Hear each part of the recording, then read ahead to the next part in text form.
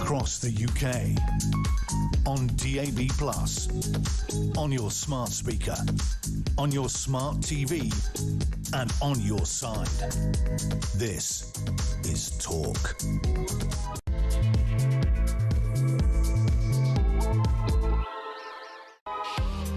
Very good evening. This is the Evening Exchange. I'm Peter Cardwell. Really appreciate your company on this Wednesday night. There's loads to talk about, including why trans people have access to an HMRC hotline, which means they get through quicker. If you are someone who interacts with HMRC, and I pity you if you are, you will know that it often takes a very long time to get through. The last time I tried to get through, I was 42 minutes on hold, and then I didn't even say my name, and the line was cut off. I know a lot of small businessmen and women in this country need to get in touch with HMRC. It's not something we want to do, but we often have to do it. But trans people, well, they get a special hotline. Why? We'll be finding out. Loads to discuss on all of this. We'll also talk about Tony Blair and his interventions. We'll continue talking about Nicola Sturgeon and why her husband needed to spend £90 on 2 Dyson hairdryers when he's bald.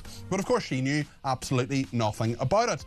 We'll talk as well about Reform UK's Makerfield candidate accused of further online bigotry, greater problems for them as well, and he may not have even voted for Brexit. We'll talk about the Iran war impacting bills negatively and junior doctors to go on strike yet again, and the water bosses who say that you shouldn't even fill your paddling pool. Loads to discuss. 0344 499 1000 is the number to call. You can text me 87222 with the word talk in your text. You can tweet me at talkTV. Follow me at Peter Cardwell. You can send me a voice note or a WhatsApp text message, or give me a ring on 0344 499 1000. We'll talk about travellers as well on the bank holiday land grabs that have happened. I made my views on travellers very clear last night. A number of people agreed. Whether you agree or disagree, you let me know. 0344 499 1000. Plenty to discuss. Stay with us here on Talk.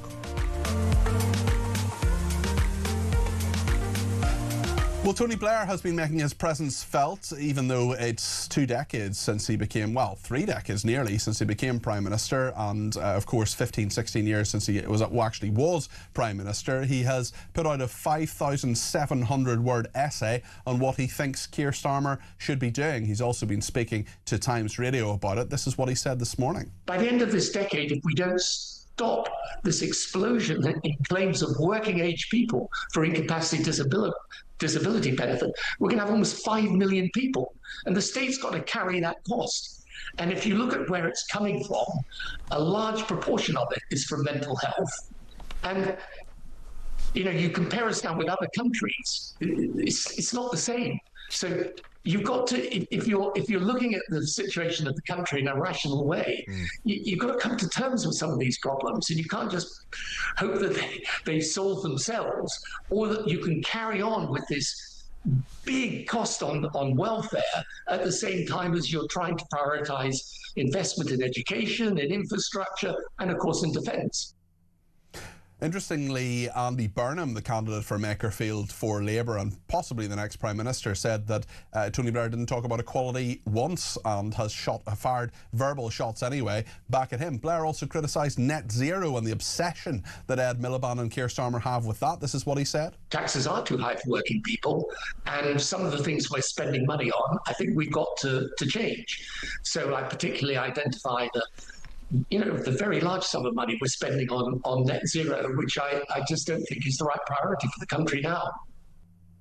Another former Prime Minister, Rishi Sunak, has talked about why, in his belief, it is harder to run the country than it should be. This is what he said to Times Radio this morning. It definitely is harder than it needs to be and should be, and that's because over many years we've put in place so many individual, well-intentioned checks and balances in the system, all of which seek to take power away from the executive and slow things down. And actually, if you look at the cumulative weight of those now, they need to be scaled back.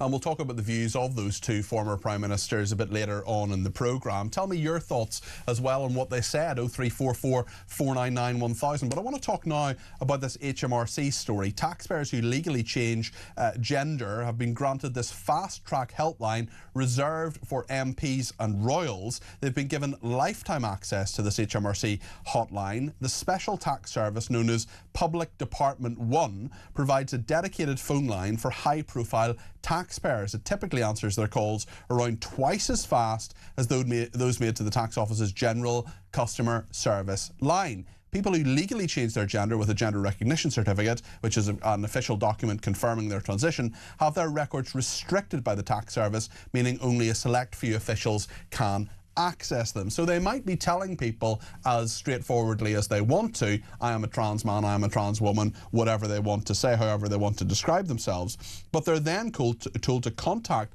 Public Department 1, this secretive element within HMRC, with questions about your tax or national insurance as outlined in guidance published on HMRC's website. Now, HMRC insists the policy is necessary because the records of transgender people require greater protection to ensure confidentiality under, guess what, equality laws. This is the special hotline that people like Angela Rayner used to give her £40,000 back that she should have paid in the first place. HMRC say it's not a VIP service, but a helpline for taxpayers whose records require greater protection and therefore can only be accessed by specialist staff. This can be for a number of reasons. Call wait times on our helplines for all customers now average around 10 minutes. Really? When was the last time you contacted HMRC and waited 10 minutes to speak to a human being who could actually sort out your problem? Well, I'm very interested to speak to Alan Miller about this, co-founder of the Together Declaration, someone who knows small business very, very well, and so much of what they have been through recently. Alan, what do you make of this? You're very welcome to the programme. Thank you for having me here, Peter. I think this really reflects a fundamental problem that the British public is so furious about. Why is it that because you say that you've got a new gender and you've got a certificate, that somehow you've got this special PD1 VIP treatment? They say it's not about VIP, but they say they have to protect the characteristics or the privacy of these particular individuals in a way that's more important or profound than everyday people. We've already seen a situation where people have got huge concerns as it happens with privacy. We know that the Department of Work and Pensions can go into our bank accounts now. We know there's loads of concerns around digital ID and one login with 8 million directors. So the question is, why is it that suddenly one particular small section of society is being given a provision that means that they can speak more quickly to HMRC, and we know that HMRC are ever increasing our taxes, and rather than getting on with the important task of rationalising our taxes, because so many millionaires and other people are leaving Britain because it's become an environment where it's very difficult to earn money, and middle and working class people are paying much more taxes. On top of this, we've got insult added to injury, whereby people who've got a gender certificate, recognition certificate, are given this kind of fast lane, a quick way to engage with them. Why do they need extra protection? What in particular does that mean?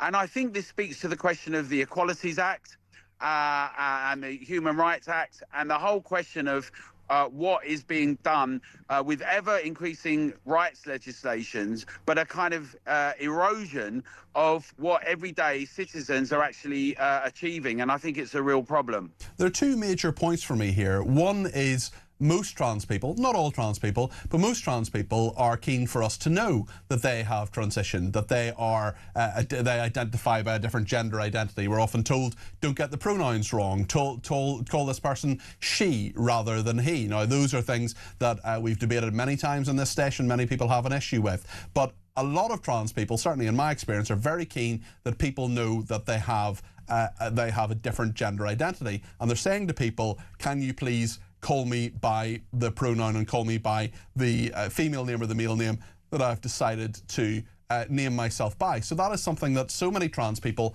want to be public. Yet we're told that it is because their records require greater protection and therefore can only be accessed by specialist staff. I also think there are many, many people who have no interest in trans issues, who don't have particularly strong opinions on it necessarily, who would just like HMRC to do their job. And I think there is a big question as to why this VIP lane exists in the first place. If HMRC was doing its job, if they were doing the job that we pay them a lot of money to do through the highest taxation since the Second World War as a proportion of what the country makes, surely all our calls would be accessed and would be answered as quickly as they should be. Absolutely, Peter. We've got 500,000 people in the civil service. We've got a sclerotic, ideological, inefficient situation. We've got a situation where everything from NI contributions to VAT on hospitality, we've seen tens of thousands of hospitality venues closed. We've seen a real pressure on working people. We've seen that over 6 million people are on benefits in Britain, and we need to get to grips with all of this. We need to have wealth creation for all. We need to have productivity. As you say, for the most part, people who are trans, they're very keen for people to know who they are. So this goes back to this idea of protected characteristics. We've seen it at Hendon Police Training College. We see it in the NHS and across the board. It's a big problem. We've also seen that when the Supreme Court and others have said that it's not legal for men to use women's toilets, people just say, well, that's not really relevant. And the British public is fed up to the back teeth with this. We want to have a situation where actually there's less state involvement in our lives, where people do the job they're paid to do, and where we can have some growth. We've got a sluggish economy. We've got to get productivity back where it should be. We need to have entrepreneurs, and we need to have people paid high wages and far less benefits. And that, Alan, that is where the focus should be. You know loads of people who are involved in small businesses. They're dealing with all the different issues to do with national insurance rises, to deal with all sorts of issues about employability, about taxation, about trying to just make a crust in this economy. And here we are saying, if you happen to be it affects a very small number of people, but nonetheless, if you're trans, we're going to privilege you, we're going to do this two-tier system, and we're going to allow you to get through faster and to access the public sector services, which we've all paid for, faster and on a privileged basis. What do you think the small business owners, especially those who've been through hell with COVID, with lockdowns, with all sorts of restrictions, with all sorts of problems in the restaurant and nighttime industries, would actually think of this? I think they'd say we need to have taxation without fear or favour. We should not have a two-tier system like we seem to have in our policing, our judiciary, with the Prime Minister making proclamations about all sorts of things. But what we need is to treat everyone as citizens. People should be responsible for what they are actually doing. We need to create an environment where the tax regime is fair. That's a political question. But the idea that a few people get streamlined to protect them is bizarre, is actually completely counterproductive, and actually it sort of pours fuel on the problem that we've got, that when we're in a situation that's so dire with our economy, with debt, with the problems we're facing, with a lack of amenability to facilities and services many would call a broken Britain, that we're seeing this thing happen now. It's completely ludicrous and it should be stopped. Alan, you speak so much common sense there. It'll be really interesting to hear from so many of our viewers and listeners. Thank you for your comments there. That is Alan Miller there, who's a co-founder of the Together Declaration. If you run a small business, if you're someone who just deals with HMRC, just picks up the phone and tries to get through to them, as I know so many people are, I want to hear from you. 0344 499 1000. What do you think of this VIP service, this VIP lane for trans people? It's for celebrities and it's for MPs as well. It's two-tier Britain writ large. It is saying that because you are part of an elite, or you're part of a minority in the case of trans people, that you are someone who should be given privileged access to tax, to HMRC in terms of your tax. I should say there's some breaking news in the Telegraph about the traveller rape victim who says, I feel like I'm the one being punished. This is the 15-year-old girl who was raped by 3 boys, says a judge's decision to spare them custody has left her too terrified to leave her home. We've been talking about this over the last number of nights. It broke on Friday. We know the Attorney General, Lord Hermer, has rightly referred it to the Court of Appeal. We know that these 3 young scumbags were told they didn't need to serve time in prison for the rape of 2 girls, including when a knife was held to their throats. They were filmed and the boys took turns raping the girls. Absolutely horrendous. Thank you to everybody who's been in touch about Tony Blair, about Nicola Sturgeon as well. Those stories continue. Becca says, is Tony Blair jealous that Starmer brought back Gordon Brown and not him? Graham in Stirling says, regarding the Peter Murrell shenanigans, I find it difficult to believe all the things he was buying were for personal use. Could they have been given as gifts? What about video games for nieces or nephews? Would that therefore mean that those receiving them were complicit in the offence? Well, if you don't know something's stolen, should you be criminally liable? That's a very interesting point, Graham, that you've made there. Penny in Essex says, good evening, Peter. Nicola Sturgeon must have known what he was up to, because you don't find a £55,000 Jaguar in your driveway and not question where it comes from. He also bought 8 umbrellas and other things, rarely just one item. I think he has a compulsive addiction to buying small as well as huge things, which led to having to steal to obtain them. Penny, it'll be very interesting to see what his defence is. Of course, we don't know his mental state and what his thoughts are.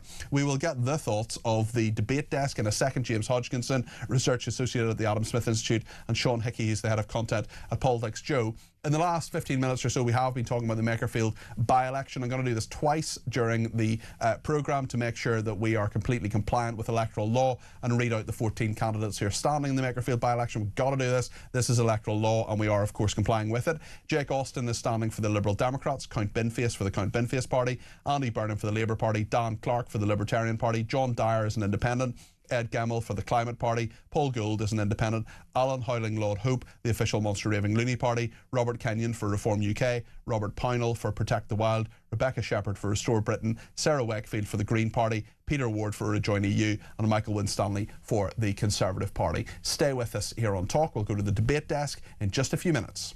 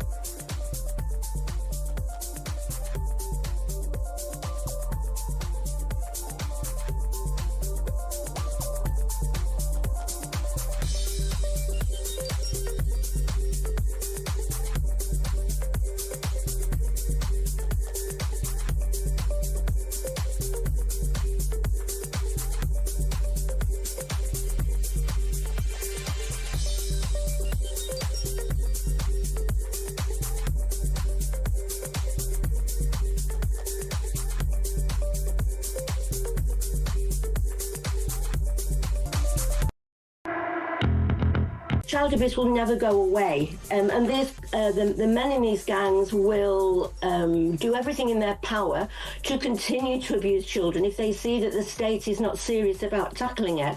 And you know, that's the problem. I mean, there's Fiona, you're showing there.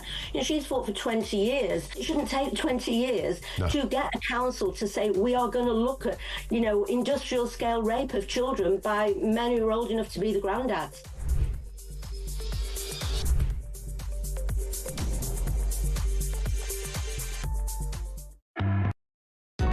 Across the UK, on DAB+, on your smart speaker, on your smart TV, and on your side. This is Talk. Thank you to everybody who has been in touch. We'll get to more of your calls, text, tweets and voice notes in just a few minutes. But I want to go to the debate desk now. James Hodgkinson is with me, Research Associate at the Adam Smith Institute and the only man in Britain wearing a suit and tie today. How are you? Are you not feeling a little bit warm? A little warm, but there we are. There we are. Well, warm welcome. Sean Hickey is in shorts and a shirt, a cotton shirt today. I wish I was wearing a suit now because it's awful cold in here. It is nice and chilly in here. Sean is Head of Content at Politics Joe. It's great to see you here today. We'll talk about the trans issue in a minute, but I actually want to talk about Tony Blair first of all and what he has been saying. Let's just get a little reminder about what he's been saying to Times Radio this morning. By the end of this decade, if we don't stop this explosion in claims of working age people for incapacity disability benefit, we're going to have almost 5 million people. And the state's got to carry that cost. And if you look at where it's coming from, a large proportion of it is from mental health. And you know, you compare us now with other countries, it's not the same. So, you've got to, if you're looking at the situation of the country in a rational way, you've got to come to terms with some of these problems, and you can't just hope that they solve themselves, or that you can carry on with this big cost on welfare at the same time as you're trying to prioritize investment in education, in infrastructure, and of course in defence. Tony Blair speaking there. He's fired a 5,700-word broadside at Andy Burnham, who is, of course, the candidate for Makerfield, who may end up as Prime Minister. I wonder, James, what you think about this, about what Tony Blair has said, why he's saying it, and why has he said it now? Well, I think it's an exercise of pragmatism, and a welcome exercise at that. What we've seen from Tony Blair is a diagnosis of some of the problems that have been plaguing the Labour Party from the beginning of their time in office, particularly around ideology. You can make the point for a lot of their policies, whether that's around workers' rights, whether that's around oil and gas and energy, or whether that's around Brexit. What Tony Blair is saying here is that there are middle way approaches to these things, somewhere in between the ideology of the cabinet and where the public's at. And if Labour pursue those, he's hoping maybe Labour might get that second term. Will it get us west, Sean? Well, I'm not too sure about that. I think I've laboured over the 5,000-word tome that he wrote. You've read it? And every single word of it. Well, you're a braver man than me. It was a quiet day in the office. But I just think it's quite undignified for someone like Tony Blair to be coming out with some of the policies he was recommending, or some of the suggestions he was recommending. Was he coming out with policy, though? Because a lot of people are saying he was just talking about politics. He was talking a lot about personality when it comes to Burnham and Starmer. On the BBC, he was talking about the need to kind of step away from net zero as one thing. Now, if Tony Blair was the Prime Minister today, and you looked at the 5,000 words he wrote earlier on, referring to the next industrial revolution, I think you'd assume that he was talking about the green revolution, but instead he was talking about AI. Well, it's interesting, Torsten Bell, his real name is Torsten Henriksen Bell, he de-poshed it when he became an MP. He says that simply by saying AI doesn't mean that, you know, this is a solution. Actually, on net zero, let's hold with that point for a second and play another clip. This is from Times Radio this morning, and what Tony Blair was saying specifically about that. Then I'll go back to you, Sean. Taxes are too high for working people, and some of the things we're spending money on, I think we've got to change. So I particularly identify the very large sum of money we're spending on net zero, which I just don't think is the right priority for the country now.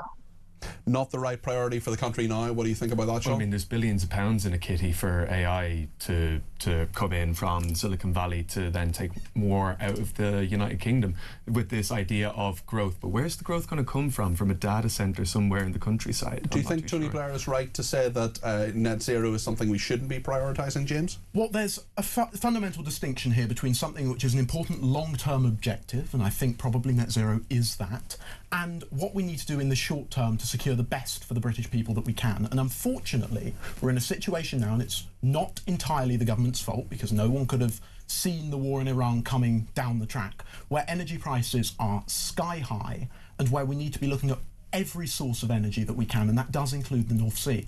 Even though it wouldn't bring the prices down directly, it would give the government more tax revenue, which it could then use to support people in this crisis. It's sensible, it's pragmatic, and we need to see more of it from Labour. It's interesting that Tony Blair, when he was talking to the BBC, as Sean referenced there, he also almost said, I don't care if it's Labour or the Tories in future. Let's have a look at this. You see, I'm not asking the question about, is it Tory, is it Reform, is it Greens, is it Labour? I'm just saying, OK, take a step back, analyse the world, where do we go? And I don't really... I think part of the problem with the way we have this debate is that it always does start and usually end with politics. You started a sentence there and you stopped. I don't really. I thought you were going to say, I don't really care. Well, I was going to say, I don't really care whether it's left or right in a traditional sense. You don't really care whether it's Labour anymore, do you? In that sense, as long as the policies are right. I don't think Labour's got something... I'm not tribal in the sense that I think one political party is going to have the exclusive capability of deciding the right answer. Tony Blair there speaking to the Today programme. What do you make on Radio 4? What do you make of that, James? What do you make of his sort of helicopter view? And should he not be just supporting the Labour Party, given that he's a former Labour Prime Minister? Well, I actually think it's quite refreshing. I sit here from the ASI, a non-partisan think tank, and what we believe is that there's always scope for governments to do right, whether we agree with them ideologically on everything or not. At the end of the day, I want nothing more than the government of this country to be run well. And do I mind what party that is? Do I mind which party wins elections? Probably not. What's important for me is that we have the right governance and the right measures in place, and pragmatism goes a long way towards that. If you're Andy Burnham or Keir Starmer, what do you think when you see and hear Tony Blair speaking, writing 5,700 words, making a big song and dance about the fact that he thinks the country's not going in the right direction? I mean, he's right in some of it, but it must be very frustrating for them. Well, I mean, I think he's right in a lot of it. It's perhaps the manner in which he's coming along. I think Andy Burnham earlier on today did say, quite interesting, give me some time to fashion a response here. Quite an interesting thing for a Labour candidate in a by-election to be saying as their response to the former Prime Minister. He's not just any candidate. I want to take a call from Karen in Bournemouth, who's given me a ring on 0344 499 1000. Karen, I know we've kept you holding for a minute or two. I do apologise for that. What would you like to say, Karen? Hi, Peter. Hi, all. Tony Blair has got a real nerve. He was the one that put an awful lot of this stuff in motion in the beginning, and he's gone off, swanned off, done his other bits, and now he's sitting there criticising Labour. And yes, Labour need criticising, but he's the one that started it all in the beginning. He was the one that opened the gates to everybody coming in, and now he's saying that, you know, that they're doing the wrong thing by letting people in. He was the one that was quite happy with net zero and really encouraged it. Now he's saying we've got to drop it. He's done his bit. I mean, I don't think he encouraged net zero necessarily. He certainly talked about environmental policies during his time, and net zero is maybe a slightly later concept. I wonder, Karen, if you think we need to hold him more accountable for what he did rather than allowing him to, well, he's entitled to his views, of course, but should he maybe keep his counsel and maybe not intervene just as much? John Major doesn't seem to say nearly as much, and you know, Rishi Sunak, that's the first time I've heard from him in some time. Well, ex-Prime Ministers generally don't comment in public. Yeah. He's wanting some attention. And my only other thing to say is that if Macclesfield vote for Labour, they'll end up like Bournemouth, and it's in a really bad state now. Well, it'll be very interesting to see. Apart from bankrupting on the cost of Andy Burnham's hair dye. Okay, well, I don't know if he dyes his hair or not, Karen, but an interesting perspective on that nonetheless. Thank you for that. That's Karen in Bournemouth there. What do you make of what she said, James? Well, look, I can see why Karen is concerned, and Blair is by no means a saint. For me, the constitutional reforms that he pursued are something that I fundamentally disagree with. But as I'm sure we'll talk about later with Rob Kenyon, people are entitled to views changing. And Rob Kenyon on Brexit, and seemingly here, Blair on a very wide range of policy. But if this is his way of shifting the dialogue in the national interest, pursuing growth, and trying to get the economy moving, I think that's something which, on the whole, should be welcomed. I think it's very important to remember that also he's speaking as the head of a think tank that gets a lot of funding from a lot of different sources. When you sit it's a huge think tank. I think it's the biggest think tank in the UK. I mean, they've got over 800 people working for them. Came out of nowhere as well. Came out of nowhere. So you look at these, and there was a point in time, I'm old enough and ugly enough to remember times where they were called rare interventions by Tony Blair. It seems like a week can't go by without Tony Blair trying to give you a digital ID or a new data centre or whatever it might be. So now I think you do need to kind of take a step back and look at what actually are the motivations of someone like Tony Blair coming in and saying we need to step away from a massive benefit state, we need to step away from net zero. I'm not too sure about West Streeting. I'm not too sure about Andy Burnham. There's a lot going on there that doesn't seem to add up with what we know Tony Blair to be. Yeah. Very, very interesting points there. And Brian says Blair has just proved U-turns are not just for Starmer or Burnham, or is it that he didn't want to be left out, says Brian. Very interesting one on populism as well. Cliff in Berkshire, Cliff, always good to hear from you, says Tony was vocal about avoiding populism. Populism is by definition popular, so in a democracy, what's wrong with that? Starmer's plan is to rejoin the EU, and as reported in the Telegraph yesterday, the only way Europe can survive is as one big super state. And as I've suggested in the past, it will be a left-leaning state similar to the old Soviet Union. Graham and Bush, he says, Peter Murrell bought the motorhome in 2020. They were arrested in 2023. Are we to believe that Nicola Sturgeon did not go to her mother-in-law's house for 3 years, says Graham? Well, really interestingly, actually, on the front page of the Telegraph, that paper again, today, there is someone who is now a journalism student, very enterprising journalism student, who worked in a supermarket near Peter Murrell's mother's house, who said that he saw Nicola Sturgeon literally a few miles away from Peter Murrell's mother's house. So was she simply there buying some garlic bread, or was she actually visiting her mother-in-law, and was that for that?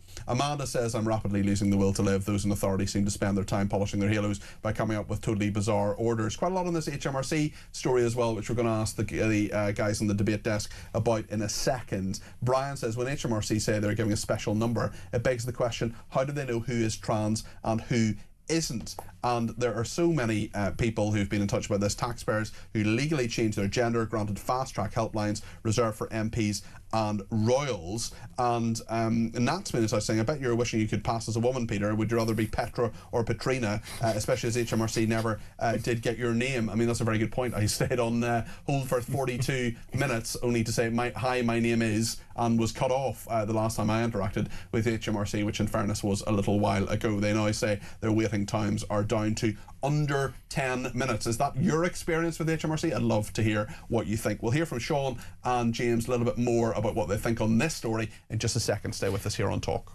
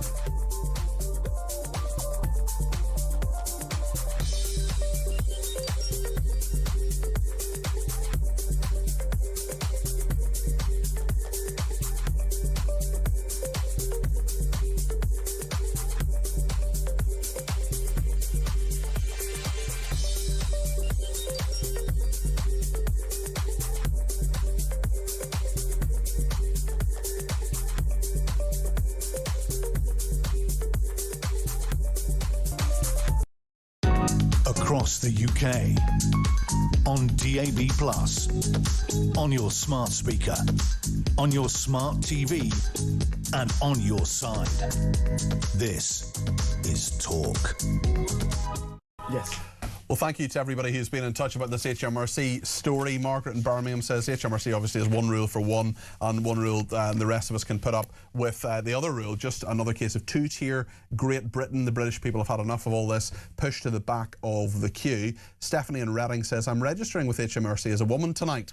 I'm a bloke and I own a building company in Reading. I wait on average 40 minutes when phoning HMRC. Advise everyone to do this, and hopefully our establishments will realise how ridiculous this has become. Steve, or soon to be Stephanie from Reading. Dawn in Chelmsford says, I sent a cheque to HMRC to settle a tax debt for my 101-year-old mother. I rang HMRC, hung on for half an hour to see if my cheque had arrived. I was told I'd have to wait to see if it was on my bank statement. No fast track here, says Dawn.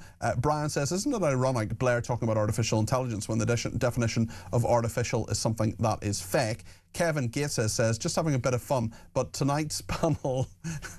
Hold on, this is interesting. Kevin Gates said, I mean, the problem is with your message, which I promise I'll read out in a second, Kev, is that last week James Hodgkinson had never heard of Alan Partridge. Have you heard of Bullseye? Yeah. He has heard of Bullseye. Okay, good. Kevin Gates says, just having a bit of fun, but tonight's panel looks like the darts player and the non-darts player from 1980s Bullseye. Which one's which is my question. Which one's which? Or which one of you is the darts player and which one of you is answering? I'm more dressed down enough to be a darts player. Yeah. I mean, what Jim Bowen got away with was outrageous. Some of those. Did you ever see that famous clip of there was a woman who was perhaps not the thinnest, shall we say, and he said, I understand you've done a sponsored slim, to which the woman said, yes, I have, and she said, how much do you owe them? I mean, that was okay to say on ITV in the middle of the evening when you were Jim Bowen. So there we are. So quite a the 70s, the 80s. Yeah, 80s. It was a very huge in the 80s and the 90s as well. Really, really very, very popular. This is when there were 4 channels basically. But yeah, it's a classic and brought sort of. People won speedboats, but they lived in a tower block in Derby and things like that. It was. Here's what you could have won. Let's have a look at what you could have won. That's right. Yeah, exactly. I once got Jim Bowen on Newsnight, which was, I think, probably my greatest achievement as a producer, apart from getting David Dimbleby into Wormwood Scrubs to do an edition of Question Time there. But that was aeons ago. Anyway, let's talk about HMRC giving trans people access to a VIP hotline. People who legally change their gender have been granted a fast-track helpline reserved for MPs and royals. James, what do you think? Well, I'm not impressed by this. HMRC have had a pretty dire few weeks in the news. We had the work from home scandal not that long ago, and now this. Ultimately, people have to call HMRC. There's no choice in it. The least they can do is make the service work for everyone. They need to treat taxpayers with the respect that they deserve, because ultimately, none of this would exist without taxpayer funding. Sean, what do you make of it? Well, I just wonder who the snitch was that told everyone that there was a hotline that you could get half the waiting time on. I mean, it says I want to use this hotline. Well, it says in the story that it's there since 2005. It says celebrities, and literally dozens of people know who I am. So I mean, I think I should be able to use it. No, it is the Public Department one. Do you know what? I've been doing this job for 5.5 years, and the stories that people react to, the stories that are worthy of comment, are ones about fairness. And at the heart of every good story that we cover, good by which I mean journalistically, is fairness. And this is just not fair. Well, I mean, what it says in the story is that the idea is the HMRC waiting times are 10 minutes, PD1 is 5 minutes. I mean, that's not true, is it? Well, we've all been there. We've already had people talking about waiting for 40 minutes on HMRC. I'd love to speak to the people who've waited 10 minutes to speak to a live human being who can sort stuff out for you at HMRC. But on the point of it being a privacy issue, I don't think I've ever been on the phone to HMRC and thought to myself, well, I wonder if my details are going to be shared after this call. So I'd wonder what the actual reason is here. I feel like it might have been a little bit of, well, here's a phone number that you can get in, and it just so happened that the person was trans.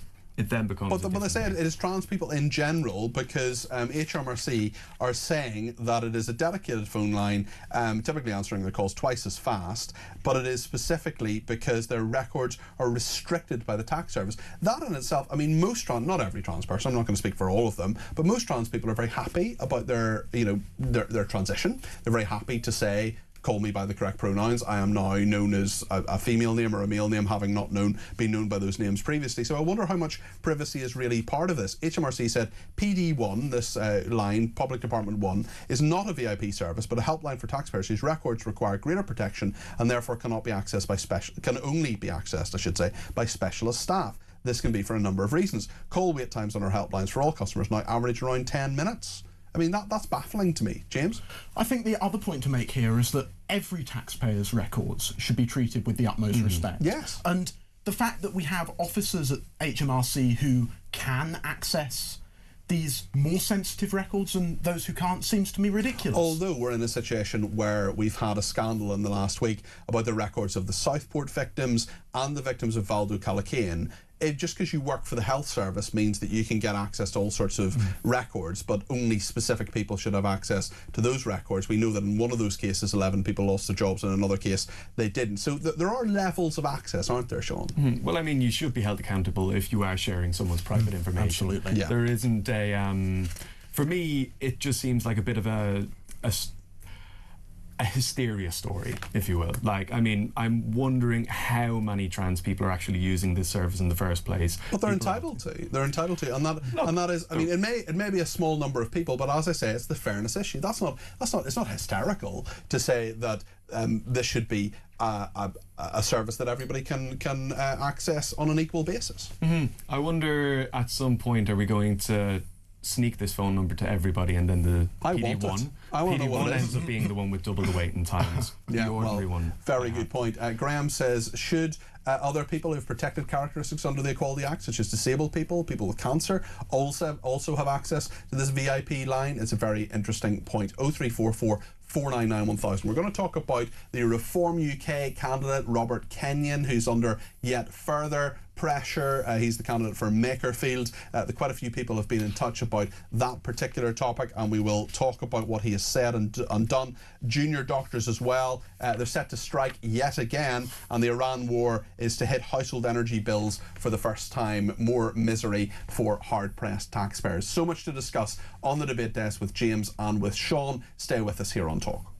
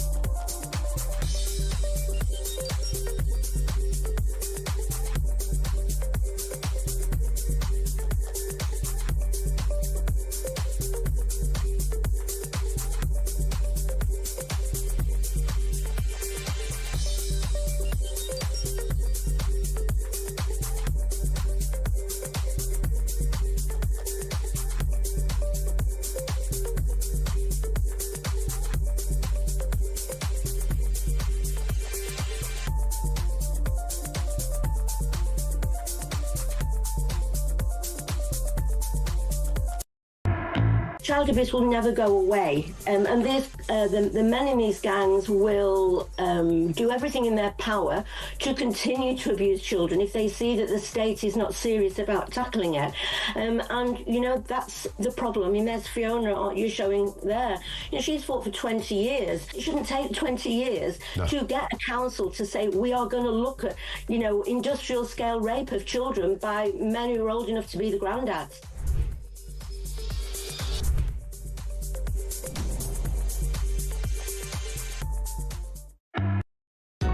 Across the UK, on DAB+, on your smart speaker, on your smart TV, and on your side.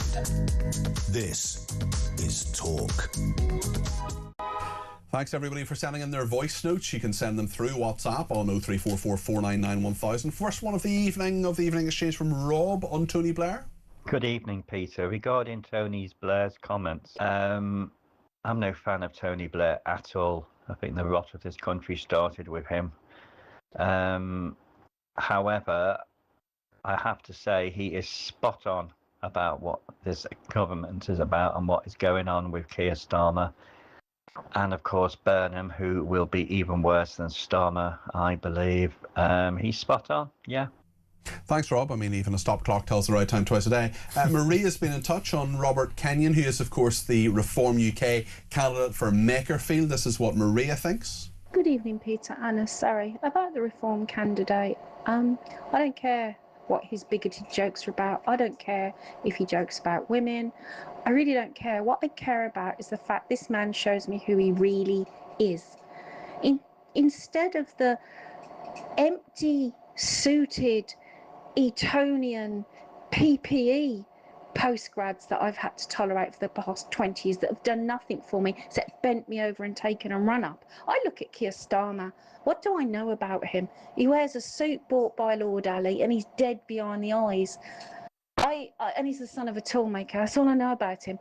Other than he's a liar. I don't trust the rest of them. I don't want the rest of them. Roll on. Bring on more candidates like the Reform candidate who's a real living, breathing, joking, fallible human being. I'll vote for him. Well, I won't because I don't live there. But hey, you know what I mean, Peter. Thank you. I know what you mean, Anna, and that's a very, very interesting point. So you don't care what he said. He said in 2009, I mean, this is 17 years ago, but nonetheless, he put on Twitter or one of his social media accounts, "You can't call her the Queen anymore because it offends the poofs." That is a quote. He also talked about women not being able to referee rugby matches. He talked about people mincing about on TV, gay people mincing about on TV. He said that about a Pride Day, this isn't a workplace whereby everybody is a free-thinking adult. This is a rugby club where many of the fans are children with impressionable minds, and they shouldn't have the issue thrown in their faces. It's up to parents to teach them if and when they see fit. He also talked about, there was a particularly vile remark about Carol Vorderman, and the person said, "This is just what we're all thinking." He also allegedly wrote, "Reproductive rights, women's rights, they can dress it up all they want. They're deciding to kill a baby inside the womb. What they mean is they want to shag anyone they want, and if they get caught, they can get a second chance and treat it as a secondary last chance form of contraception. They ain't kidding anyone." He also said, "I'd hazard a guess that the majority of abortions are for vanity purposes, like unwanted pregnancies." I mean, this stuff isn't great. It's pretty offensive, actually, to many people. Just because it's offensive doesn't necessarily mean that people don't agree with him on some of it. He also apparently said the Leave campaigners peddled, in his words, nationalistic pish ahead of the EU referendum. He said they got the working class vote by doing that. He described that as a bit silly. Now, Robert Kenyon is the candidate for Makerfield for Reform UK. Where do you stand on this, James? Are you with Anna, or are you with people who say, actually, they're not sure this person is the right person to represent them? Look, I think there's a difference between a person who has lived, a person who has said things in their past on one-off occasions, and a recurring pattern of behaviour. And it's that recurring pattern that worries me. I was here with you this time last week, and we were discussing Rob Kenyon back then. There's a real risk here that he becomes, and what he's said in the past becomes the story of this campaign. This campaign, if Reform aren't careful, won't be about the people of Makerfield. It will be about Rob Kenyon and what he's alleged to have said online. Of course, this by-election was always going to receive a high degree of scrutiny. I think it's the most important by-election in my lifetime. But look, ultimately, I'm a firm believer in transparency. It's important that this has been put out into the public domain, and now it is up to the good people of Makerfield to decide. What do you think, Sean? I mean, it's an interesting take what Maria said, that he is a person that's speaking his mind, right? Now, obviously, I do not agree with any of the things that he said. Perhaps outside of the nationalistic pish part of it, but that's by the by. I think there is a real issue when it comes to the mainstream parties like the Conservatives and Labour when they're fighting against people like Reform, and you've got voters, potential voters like Maria, that say, at least he isn't plain. Yeah. At least I don't agree with what he says about Carol Vorderman. I don't agree with what he says about Brexit. But he is a walking, talking human being. The rest of these that's how many people feel about other people like Nigel Farage, maybe people like Boris Johnson, maybe even people like Donald Trump as well, actually. When they say, look, we don't necessarily like what he says, and all of them happen to be men, but actually at least they're honest about that, and they're not controlled. Why is it a danger? I mean, the danger is that the fight back from parties like Labour has been, up until this point, my father was a toolmaker, or I'm just Andy me, you know, I'm just a Manchester boy. I'm dead northern, aren't I? I'm dead northern. With his Cambridge degree and his special advisor job and his massive property portfolio and all the rest of it. Yeah, I mean, you had the thing in 2024 where if you had the torturous situation of walking into a pub and on one side of the bar was Keir Starmer and on the other side of the bar was Rishi Sunak, you'd probably take your pint and sit down at a table nearby, you know, because there isn't any conversation to be had with these people. I think most people on the left would say if Nigel Farage was stood at the bar, they'd probably stand and have a chat with him. Now, whether it's a civil chat is a different conversation, but there's a level of personality around these people in Reform that I think is incredibly dangerous for the establishment parties here. Dangerous electorally for them, not dangerous for the country necessarily. Okay, very, very interesting. We'll return to this a little bit later on. What do you think? Does it matter, or should we just let the past stay there when it comes to these remarks? 0344 499 1000. Let's talk about the junior doctors on strike yet again. They call themselves resident doctors now. I will never call them that.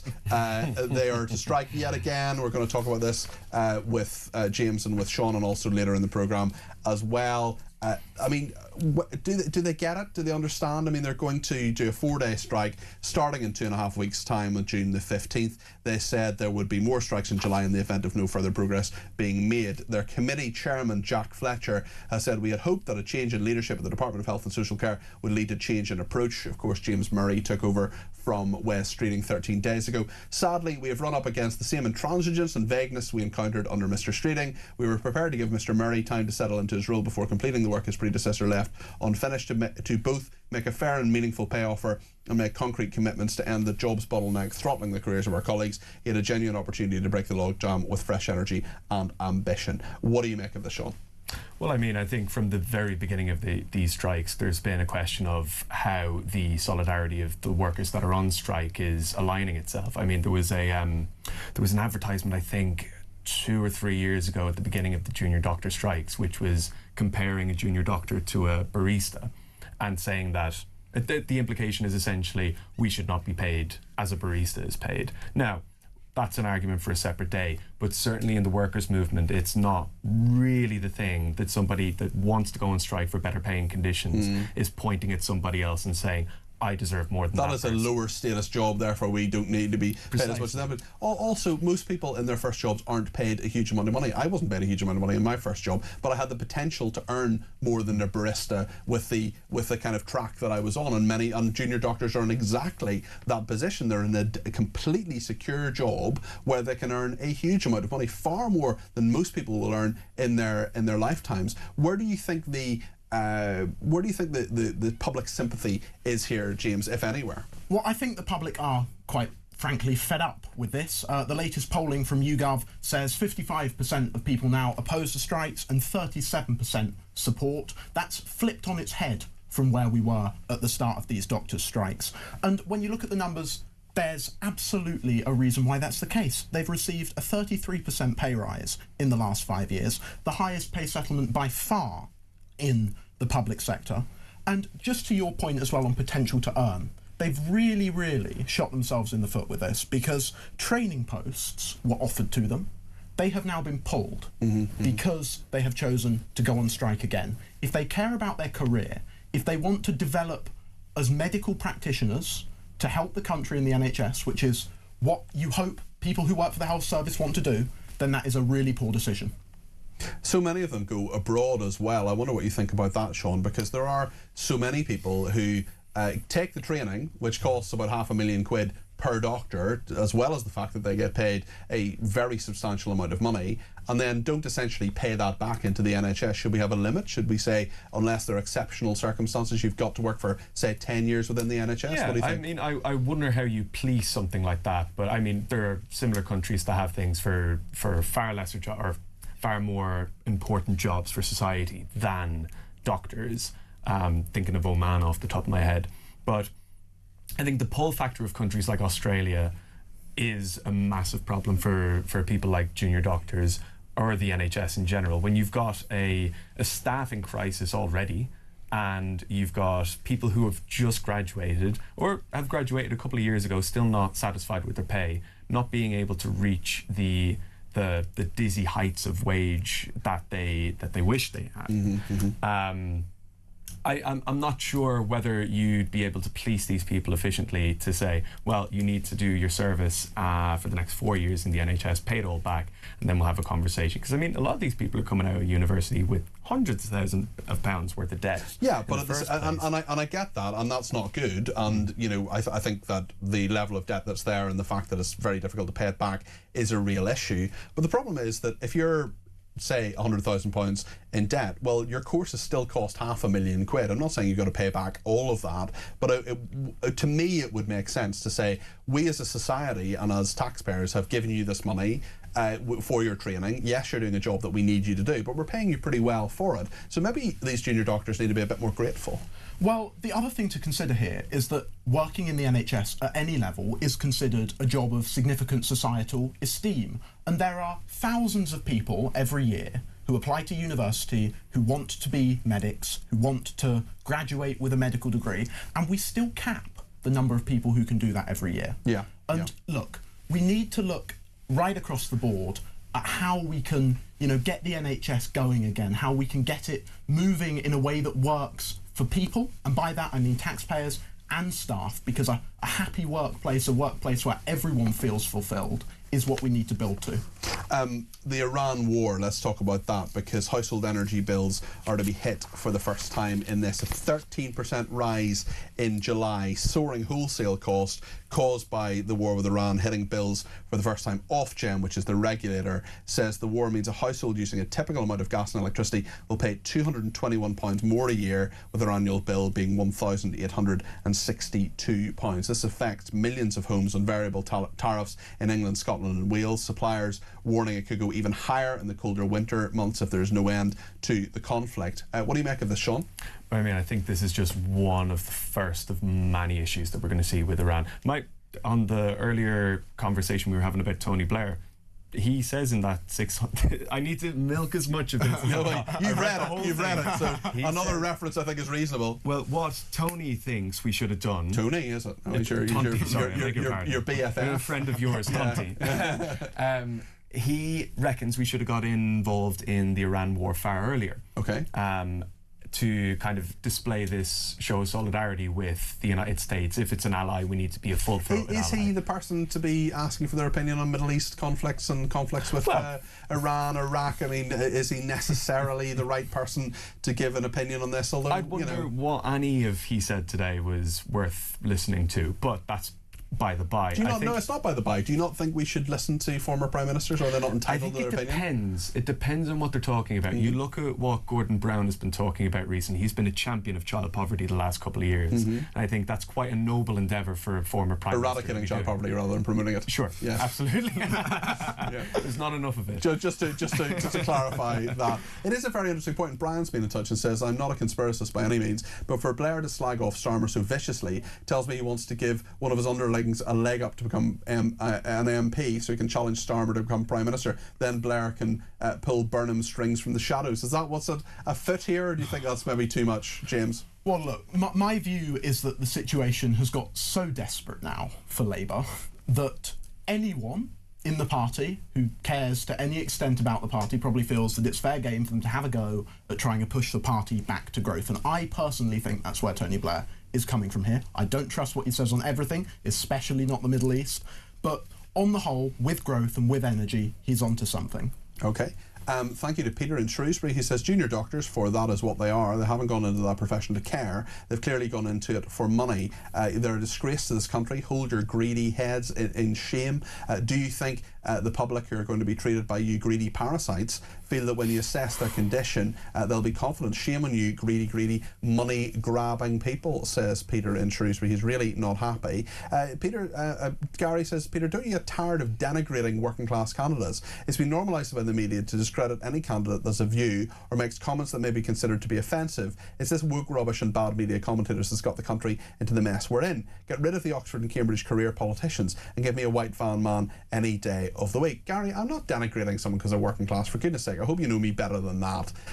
When it comes to Robert Kenyon, there is a debate. There is a, I think, legitimate debate about his opinions. I mean, Gary, do you agree with his opinions? Do you think, for example, that women can't drive? Do you think that women should not be allowed to referee rugby matches? I think that's a reasonable thing to have a chat about, especially as this person wants to be a member of Parliament. I think that's a legitimate discussion, Gary. So if you send in another message, I'll ask my top team behind the scenes to see if you can just keep an eye out on if Gary has further things to say, or if you want to give me a ring, Gary, on 0344 499 1000. I will very much be welcome having a chat with you, just as I've enjoyed having a chat with our superb debate desk panellists, James Hodgkinson from the Adam Smith Institute and Sean Hickey, who is, of course, from Politics. Joe, lovely to have you both with us. And James, I know you're absolutely going to do your homework between now and next week, otherwise there will be detention. He has got to watch 2 episodes of Alan Partridge. Never heard of Alan Partridge, honestly. The youth of today. I blame Bullseye now as well. I blame the parents. Yeah, Bullseye as well.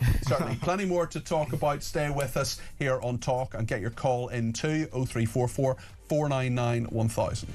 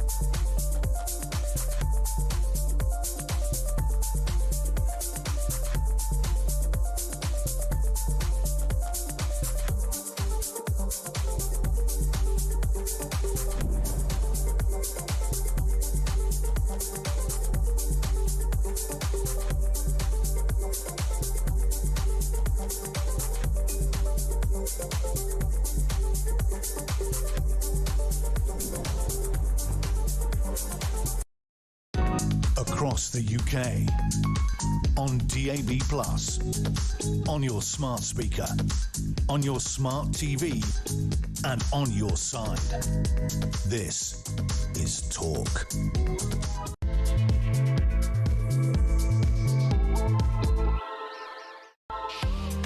Lots of people getting in touch about the junior doctors' strike. It's happening in 2.5 weeks. We're also talking about what Tony Blair has said about Keir Starmer and Andy Burnham, and talking about the Makerfield by-election candidate, not just Andy Burnham, but also Robert Kenyon, who is in hot water again, or, as many people are saying, actually, do those remarks in the past deserve to stay there? And would you rather have someone who's perhaps a little bit earthier and tells you what their opinions actually are, rather than a sort of very polished politician? We'll speak to Rachel Cunliffe, one of my favourite guests. She's Associate Political Editor of the New Statesman. We'll chat to her in a second about all of that. Also, the travellers aspect. We're talking about the travellers who spent the weekend, the bank holiday weekend, tearing up the West Sussex field while trees are cut down to make way for caravans in Kent and Lincolnshire. We're talking about that. We're also talking about a moaning water firm bosses demanding parents only half-fill paddling pools. What is the nation coming to when you can't fill a paddling pool? And the Iran war having a negative impact on household energy bills for the first time. It's feeling very real to a lot of people. Iran may seem a very, very far way away, but if your energy bill is going up as a result, well, that is something many people are dealing with. Whatever your comment, however you would like to comment, whatever you would like to say, please give me a shout. 0344 499 1000 is the number to call. You can text me 87222 with the word talk in your text. You can tweet me at talkTV, follow me at Peter Cardwell. You can send me a WhatsApp voice note, you can send me a WhatsApp text message, or give me a ring, all on the main number 0344 499 1000. Plenty to discuss between now and 10 o'clock. Stay with me here on the Evening Exchange on Talk. The other big story is HMRC as well, and the fact that trans people have access to a special line to get through, usually reserved for MPs and royalties. And quite a number of people getting in touch about HMRC. Leslie and Hartley saying, a year after my mother died, she received a letter saying she owed £1.20, which would be taken from her pension over the next 12 months. It took me a lot longer than 10 minutes to get through to HMRC to sort it out. They should give us all a better service, says Leslie. Testy on Tyneside says, you actually got through to HMRC, Peter? They must think the sun shines out of your rear end. That's royalty treatment. Two-tier Britain. What makes you so special? Well, I got through for a matter of seconds and said, hello, my name is, and they put the phone down. Usually people put the phone down when I say my name. Sam in Manchester said, I've just had a debate with my friend in the pub. He said there has never been a communist state. There are totalitarian. I'm not intelligent enough to carry on the debate. Please, can you explain? Well, communism, it's a long story, but essentially communism turned into totalitarianism. Great novel to read on this is Animal Farm, which explains the whole thing very, very well, Sam, and is a classic by George Orwell that I highly recommend. One final one on HMRC is from Maria, who says, the line you talk about is the potentially exposed persons. I do have the number, but they will not engage with you unless you are a potentially exposed person. There's a dedicated agent line too. However, being a tax technician, I've waited over an hour on the agent line, and it is a regular occurrence to get someone answering the phone and then it goes dead. So you redial and wait again, says Maria. Very, very interesting. It was actually final one from Cliff in Berkshire, who says it's interesting that at the moment there's a discussion in the mainstream media about what it means to be British. Is jumping a queue really being British? We'll talk about all of that as the show goes on, so make sure you get your voice heard. 0344 499 1000. But I actually want to talk about the former Prime Minister Tony Blair. He has written a 5,700 word article, and he's also made a number of media appearances, including for his sister station, Times Radio. He says that Keir Starmer, Andy Burnham are not on the right track. This is what he told Times Radio this morning. By the end of this decade, if we don't stop this explosion in claims of working age people for incapacity disability benefit, we're going to have almost 5 million people. And the state's got to carry that cost. And if you look at where it's coming from, a large proportion of it is from mental health. And, you know, you compare us now with other countries, it's not the same. So you've got to, if you're looking at the situation of the country in a rational way, you've got to come to terms with some of these problems, and you can't just hope that they solve themselves, or that you can carry on with this big cost on welfare at the same time as you're trying to prioritize investment in education, in infrastructure, and of course in defense. Tony Blair speaking to our sister station Times Radio this morning. There's a lot in this, actually, and one of the other issues he took aim at was net zero. This is what Tony Blair said. Taxes are too high for working people, and some of the things we're spending money on, I think we've got to change. So I particularly identify the very large sum of money we're spending on net zero, which I just don't think is the right priority for the country now. We've also heard from another former Prime Minister, Rishi Sunak, also speaking to Times Radio this morning about the job of Prime Minister, obviously in the context of Andy Burnham being one of the candidates in the Makerfield by-election. This is what Rishi Sunak said. It definitely is harder than it needs to be and should be, and that's because over many years we've put in place so many individual, well-intentioned checks and balances in the system, all of which seek to take power away from the executive and slow things down. And actually, if you look at the cumulative weight of those now, they need to be scaled back. We'll talk about all of that in just a second, but there is some breaking news, and that is that the live-in personal assistant to the Friends star Matthew Perry has been sentenced to 41 months in prison. This is after the multi-year legal saga surrounding the Friends actor's death. He played Chandler in Friends, of course. Kenneth Iwamasa, who injected Perry with ketamine, worked with 2 doctors to provide the actor with more than $50,000 of the drug in the weeks before his death. He had no medical training, and Matthew Perry was found dead in his backyard hot tub in Los Angeles in October 23. Iwamasa pleaded guilty in August 2024 to 1 count of conspiracy to distribute ketamine causing death, and faced a maximum penalty of 15 years in federal prison. But he was sentenced to 2 years of supervised release, ordered to pay a $10,000 fine, and sentenced to 41 months in prison. On the Tony Blair issue, on what Tony Blair has said, Labour having no coherent plan, well, Andy Burnham says that actually the former Prime Minister Tony Blair has no idea. A war of words within Labour, badly timed because of the Makerfield by-election in which Labour appear to be out in front. Rachel Conliffe, Associated Political Editor of the New Statesman, thanks for joining me. What do you make of this?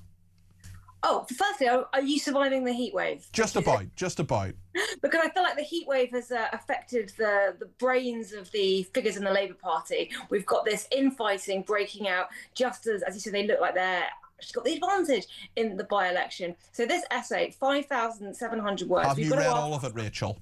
I have not read all of it. Have you read all of it? At least you're honest. I've read a fair bit of it, and this was going to be my point, right? Because how many British voters do you think are going to read the whole 5,500? Very few. Very, very few. Some of them might read the 1,000-word extract in the Times, but I think even that is probably too much for people. So who is this aimed at? Ostensibly, it's aimed at the Labour leadership. He's advising Keir Starmer and his government on how to change course. But Keir Starmer isn't really in the market for advice. So this is a message aimed squarely at Labour MPs who are in the midst of this existential crisis, this question of who's going to lead them and what direction they want to go in. And I think that is the context that you have to read this. It's not for us, it's not even for Starmer, it's for Labour MPs. But if you're Andy Burnham, who of course isn't a Labour MP but wants to be one, and he's hitting back at Tony Blair, tell us about what Andy Burnham has said and why you think he's actually said it.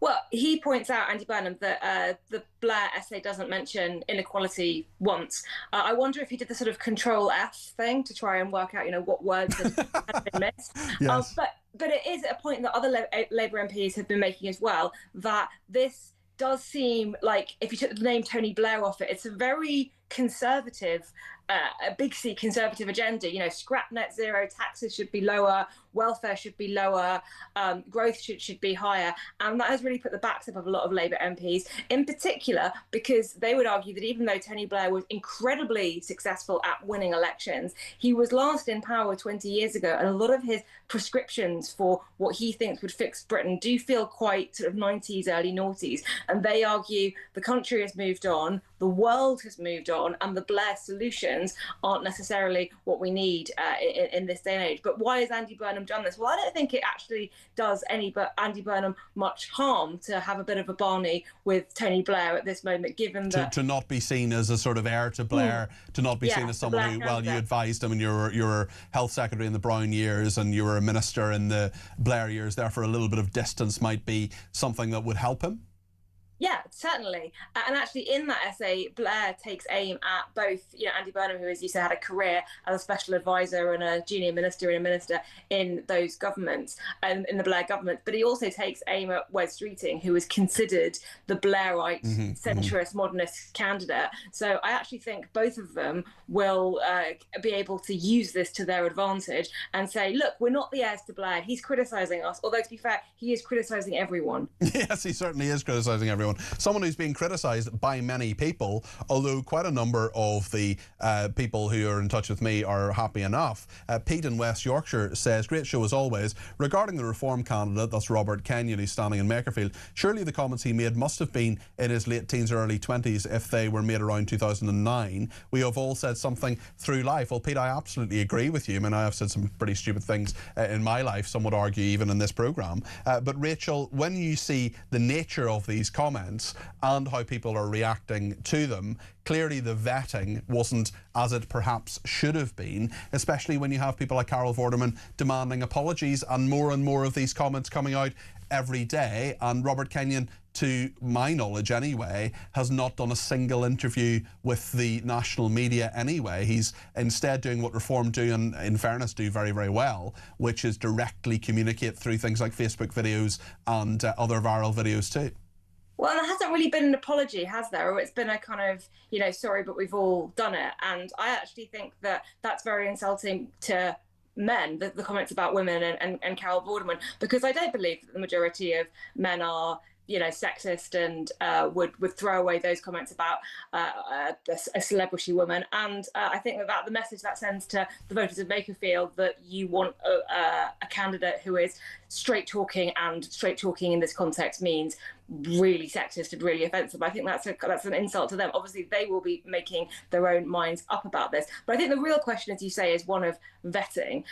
This by-election came out, very, very quickly. Labour, the candidate, was pretty clear who that was going to be, and Reform chose to go a different direction to Gorton and Denton. They chose to go for a local, not somebody who had kind of been within the party that they had. Although he did stand before, he stood 2 years ago, so in theory they vetted him then, or at least had a couple of years thinking, well, he did pretty well actually in 2024. Maybe he was going to stand in 2029, maybe the vetting could have been done.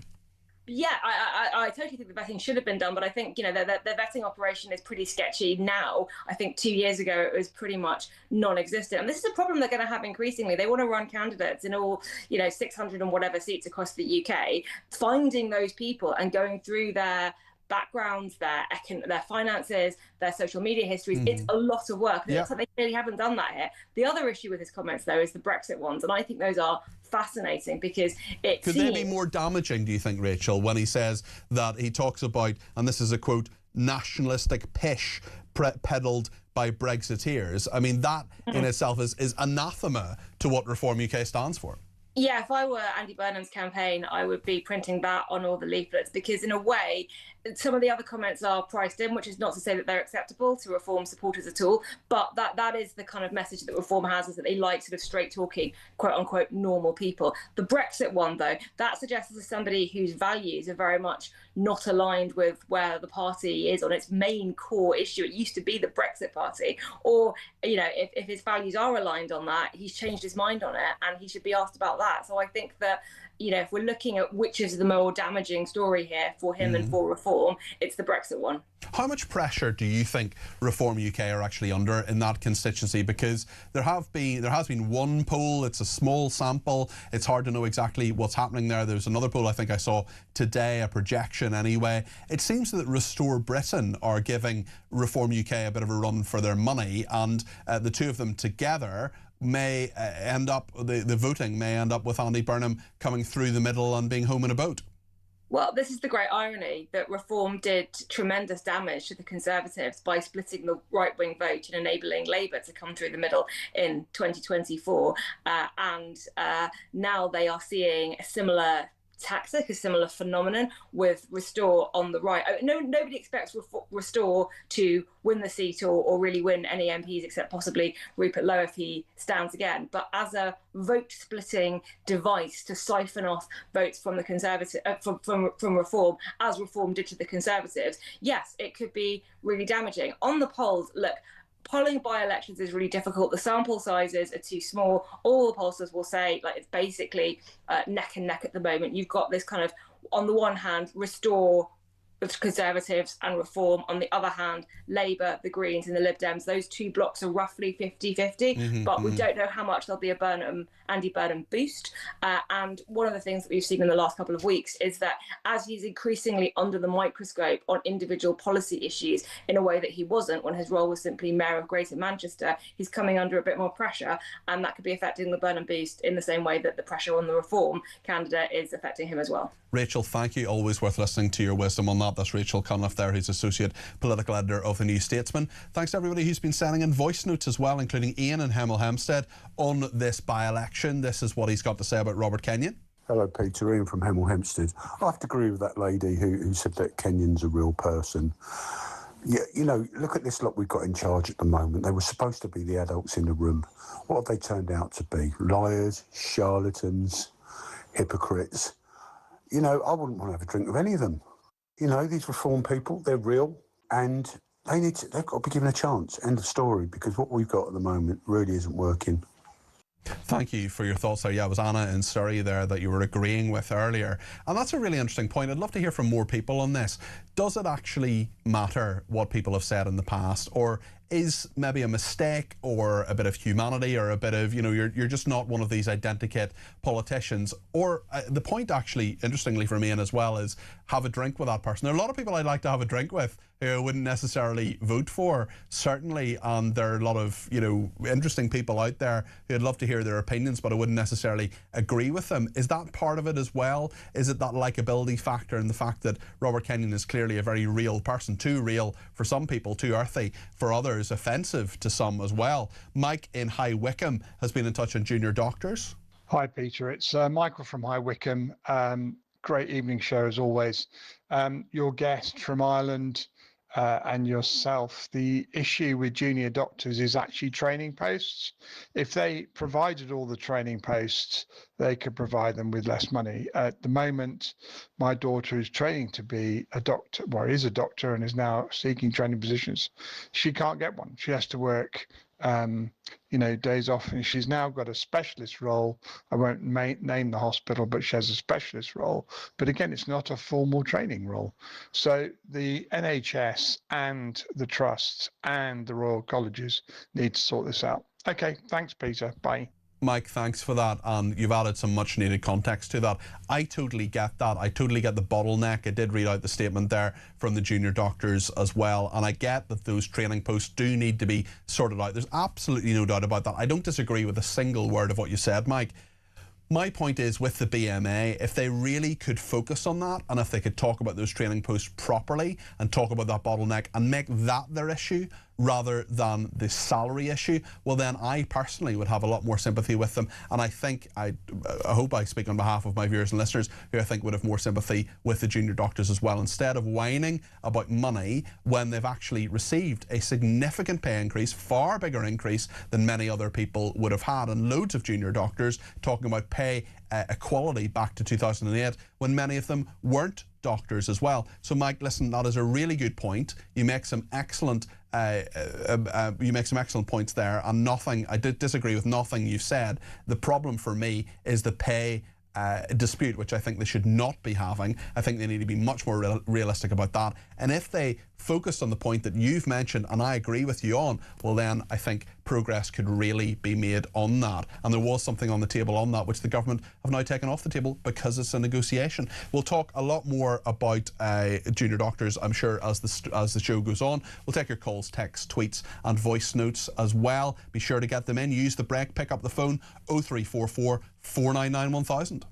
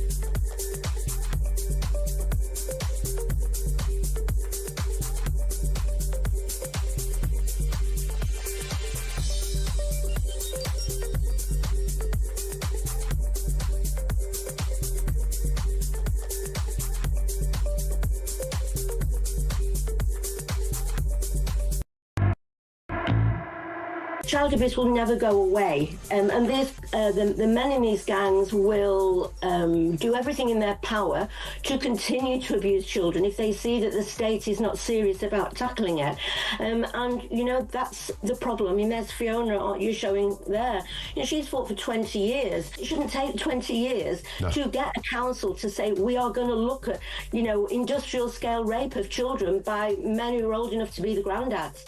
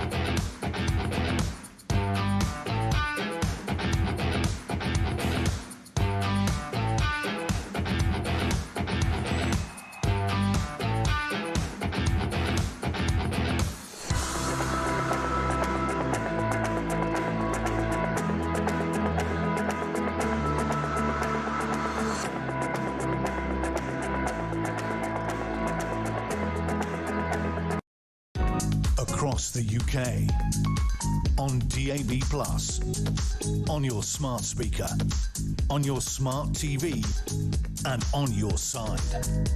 This is Talk. Ed has been in touch on WhatsApp and says, trust me, Peter, nobody in the northwest of England cares about some of those comments on the Reform candidate. It's very much manufactured outrage from the south of England. Peter in Shrewsbury says, I never liked Tony Blair in any shape or form, but I take Blair over Starmer in a heartbeat. How can anybody who has the majority of this country be singing the same anthem feel he has to stay as Prime Minister? Steve says, HMRC is a classic example of the times we live in. We're talking about this story where trans people have a fast track to HMRC operatives. Intelligent people, says Steve, are being silenced so stupid people won't be offended. Mark in Selby says, for the junior doctors, the militant spokesman for the BMA says he's disappointed the pay offer from the government has not changed. I would change it if Trump, I would change it and take 5% off the offer for every day that passes with no agreement as a starting point of sorts, says Mark. And Gary says, this is Gary who I said if he could ring in or give me more thoughts on the point which we disagreed on. He said, I'd love to chat, but at the moment I'm multitasking by listening to you and being on the lookout for orcas and bears on a cruise in Alaska. Are you being totally serious, Gary? Are you actually on a cruise in Alaska on the lookout for orcas and bears? It's kind of funny, but it's also an interesting excuse, not excuse, just reason. Maybe you could send us some pictures of the orcas or bears, or indeed just of Alaska, because that would be a very welcome place to be, certainly with the heat that is on at the moment. But if you are listening in Alaska, I'm delighted to hear it, Gary, and even though we disagree on that little point, doesn't matter, because as we know, Gary, on this programme we disagree without being disagreeable. Let's talk about those junior doctors. Nigel in London has given me a ring on 0344 499 1000. Nigel, you're very welcome to the programme. What would you like to say? Well, good evening, Peter. Thank you for taking my call. I'm a little bit concerned about the attitude of doctors who've received, is it 33% over 4 years of a pay rise? What a lot of people don't perhaps realise or understand is that doctors are in a very fortunate financial position. They have a gold-plated pension.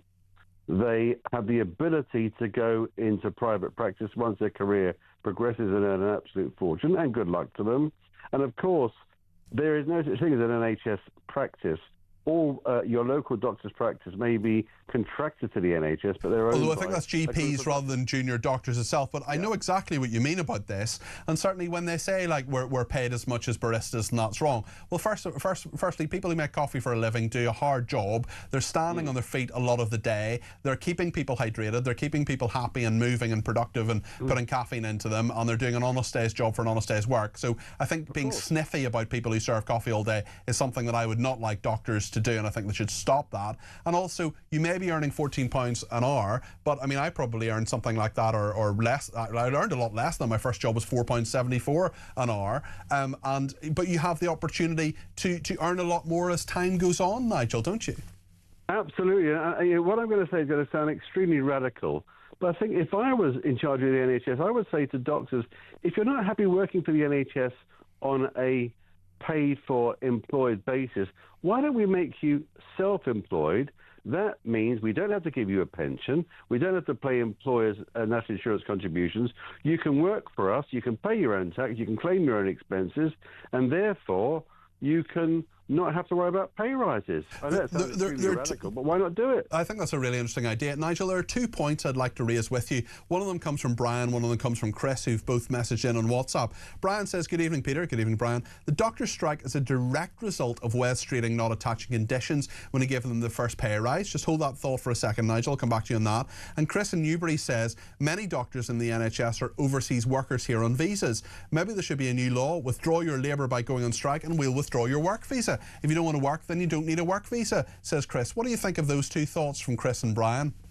Well, I think that the first gentleman, in relation to Wes Streeting's point, is quite right. I think Wes Streeting was rather weak and able to appease doctors by helping them along and giving them what they wanted.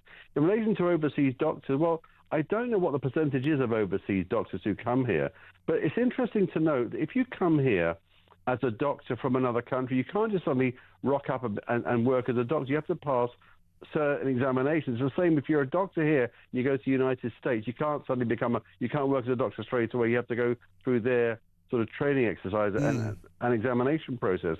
I think what has to be established is if you want to become a doctor here, it's a lengthy, expensive process, but it's a choice. It's a lifestyle choice that people make.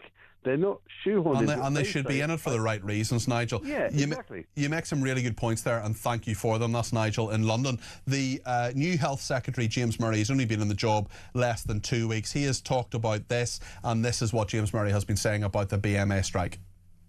Since coming to office in 2024, this government has worked hard to support you with significant pay rises, the highest in the public sector.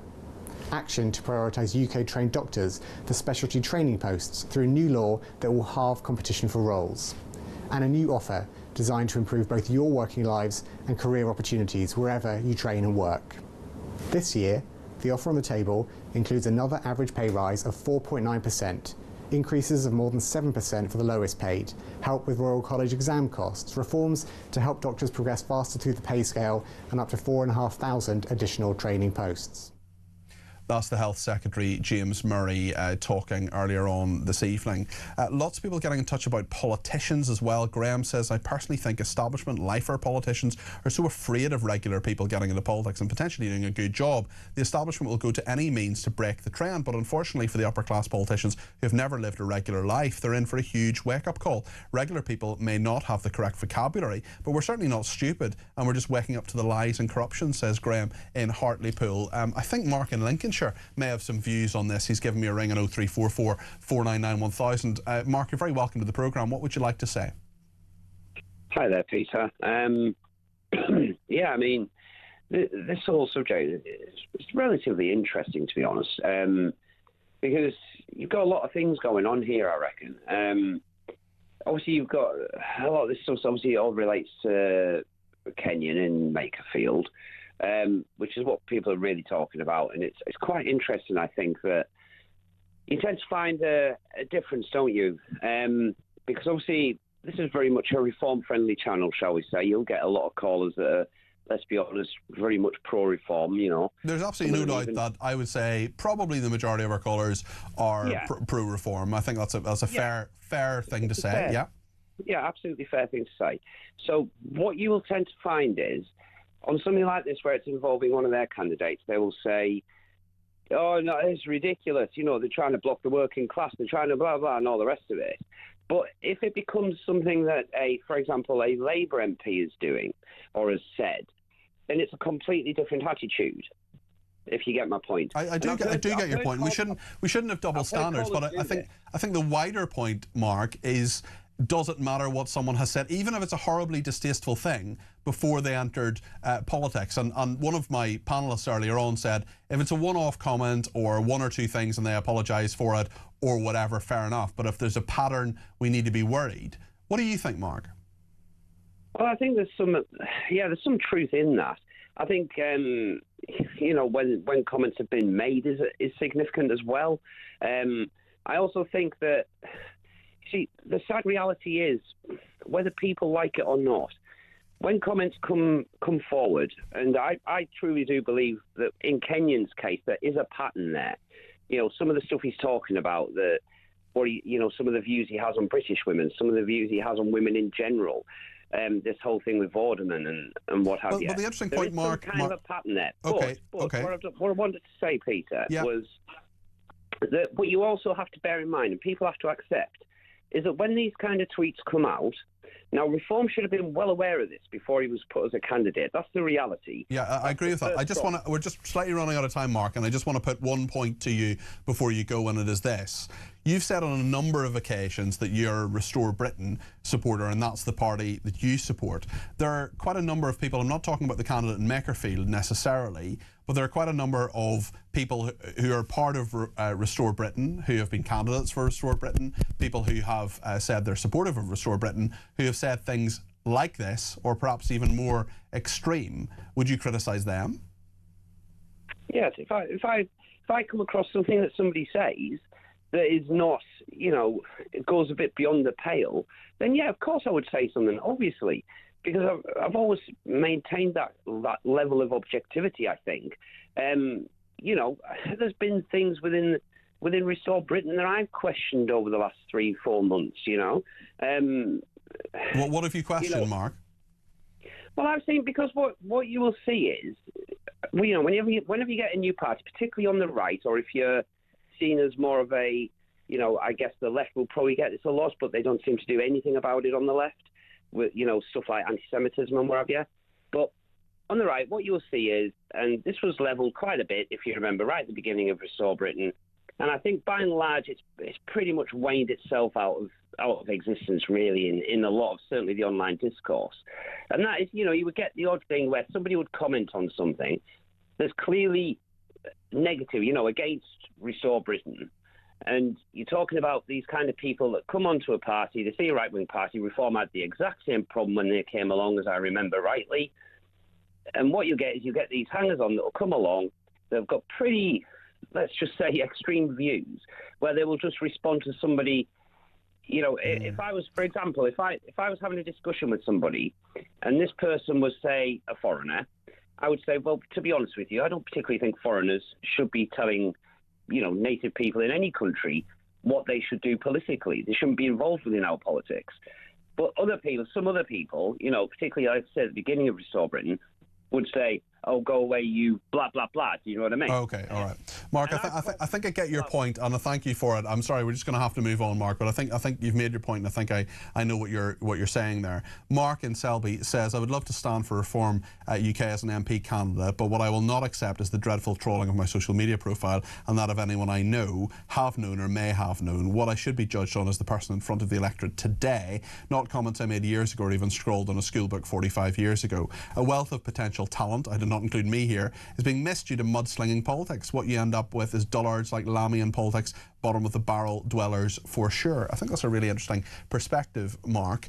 Although we did see that picture, or that video, I should say, of David Lamy swimming on his bank holiday. That made him a little bit less dull in my view. Graham says, I originally thought it was a female dance troupe from Top of the Pops who got special privileges with HMRC. Then I realised she said trans people rather than pans people. It must be your accent, says Graham. Graham, I'm afraid that pun is to be panned. We're going to talk in a second about the Iran war having a negative impact on your energy bill. Stay with us.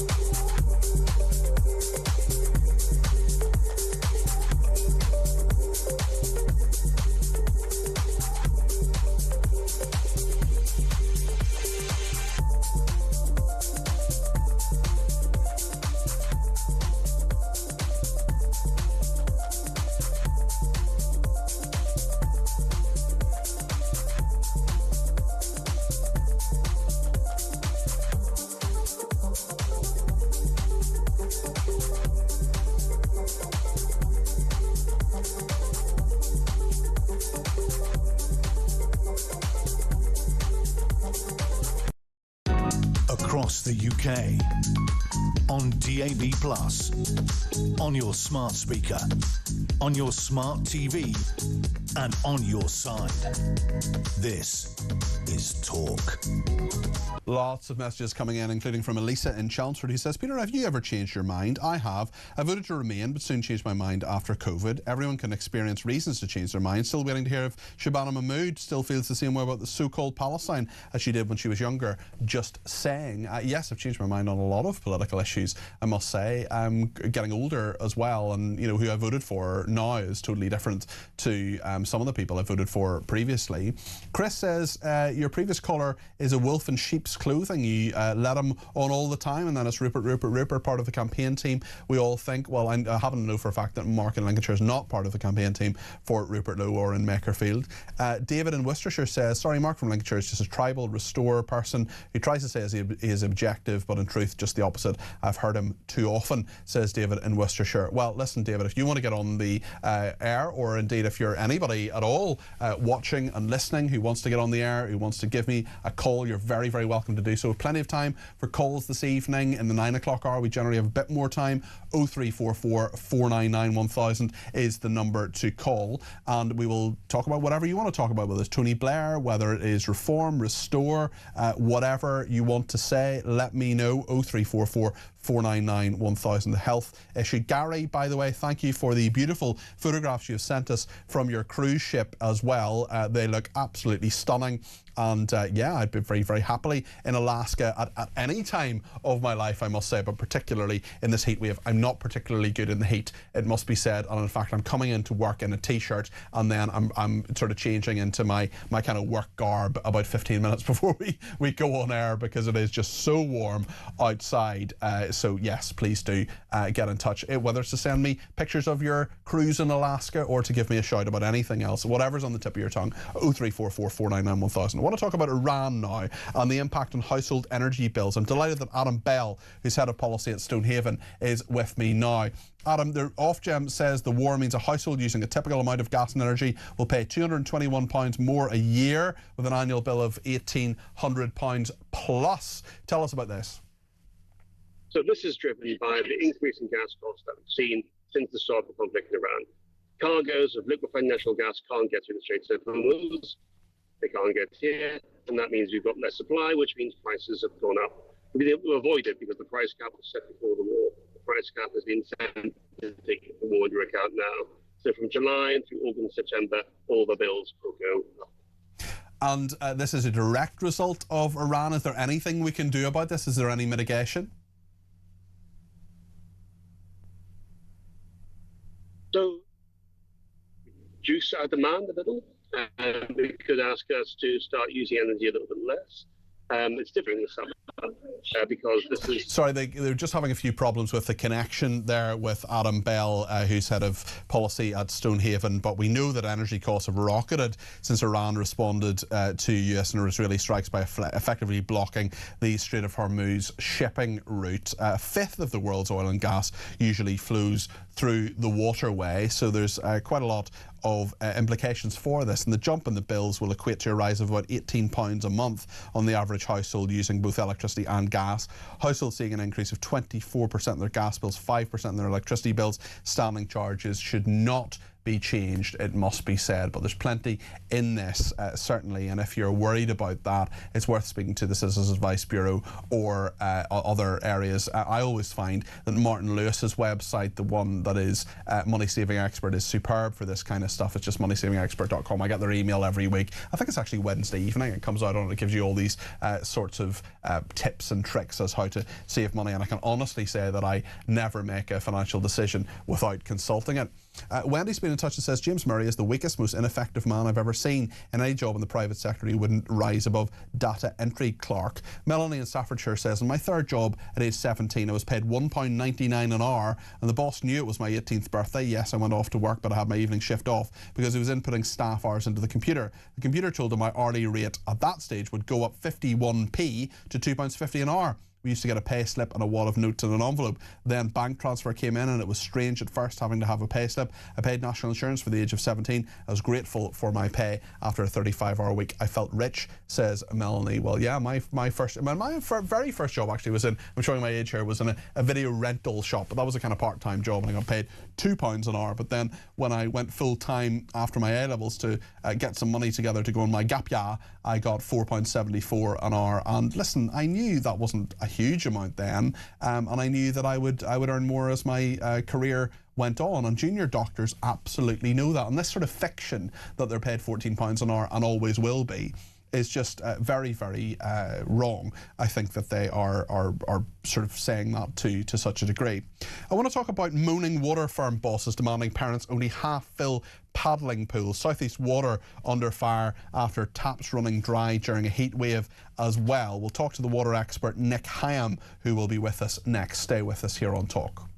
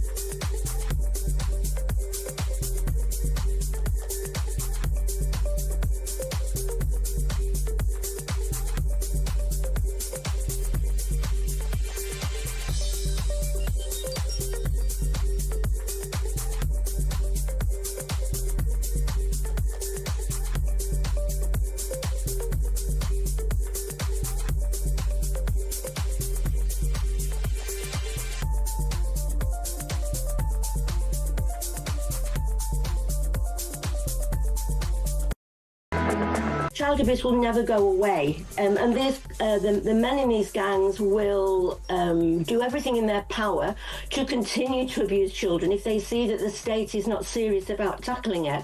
And you know, that's the problem. I mean, there's Fiona, you're showing there.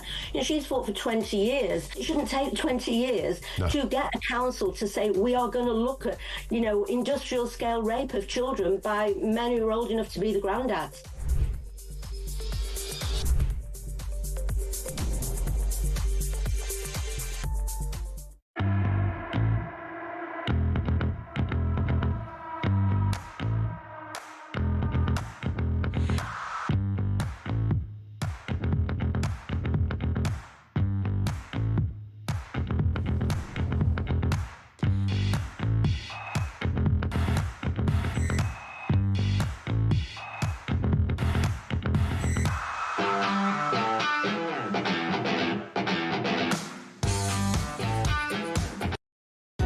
Across the UK, on DAB+, on your smart speaker, on your smart TV, and on your side.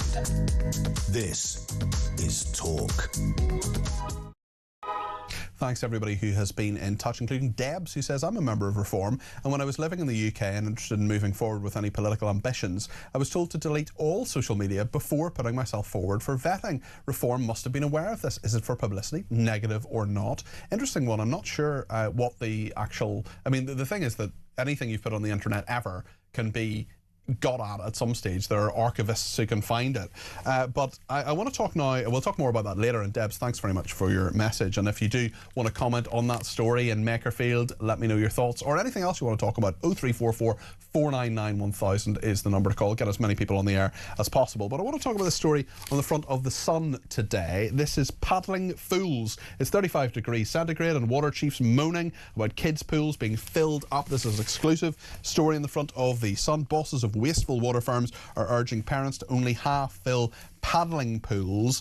There's also South East Water under fire after taps running dry during the heat wave. I am not in any way objective on this because when I moved into my flat in London, Thames Water is my company. My water bill has gone up 100% since I moved in 5.5 years ago, and my water isn't 100% cleaner. My toilet doesn't flush 100% faster, and nothing about my water is 100% better. In fact, it's very much the same as it was when it was half the price.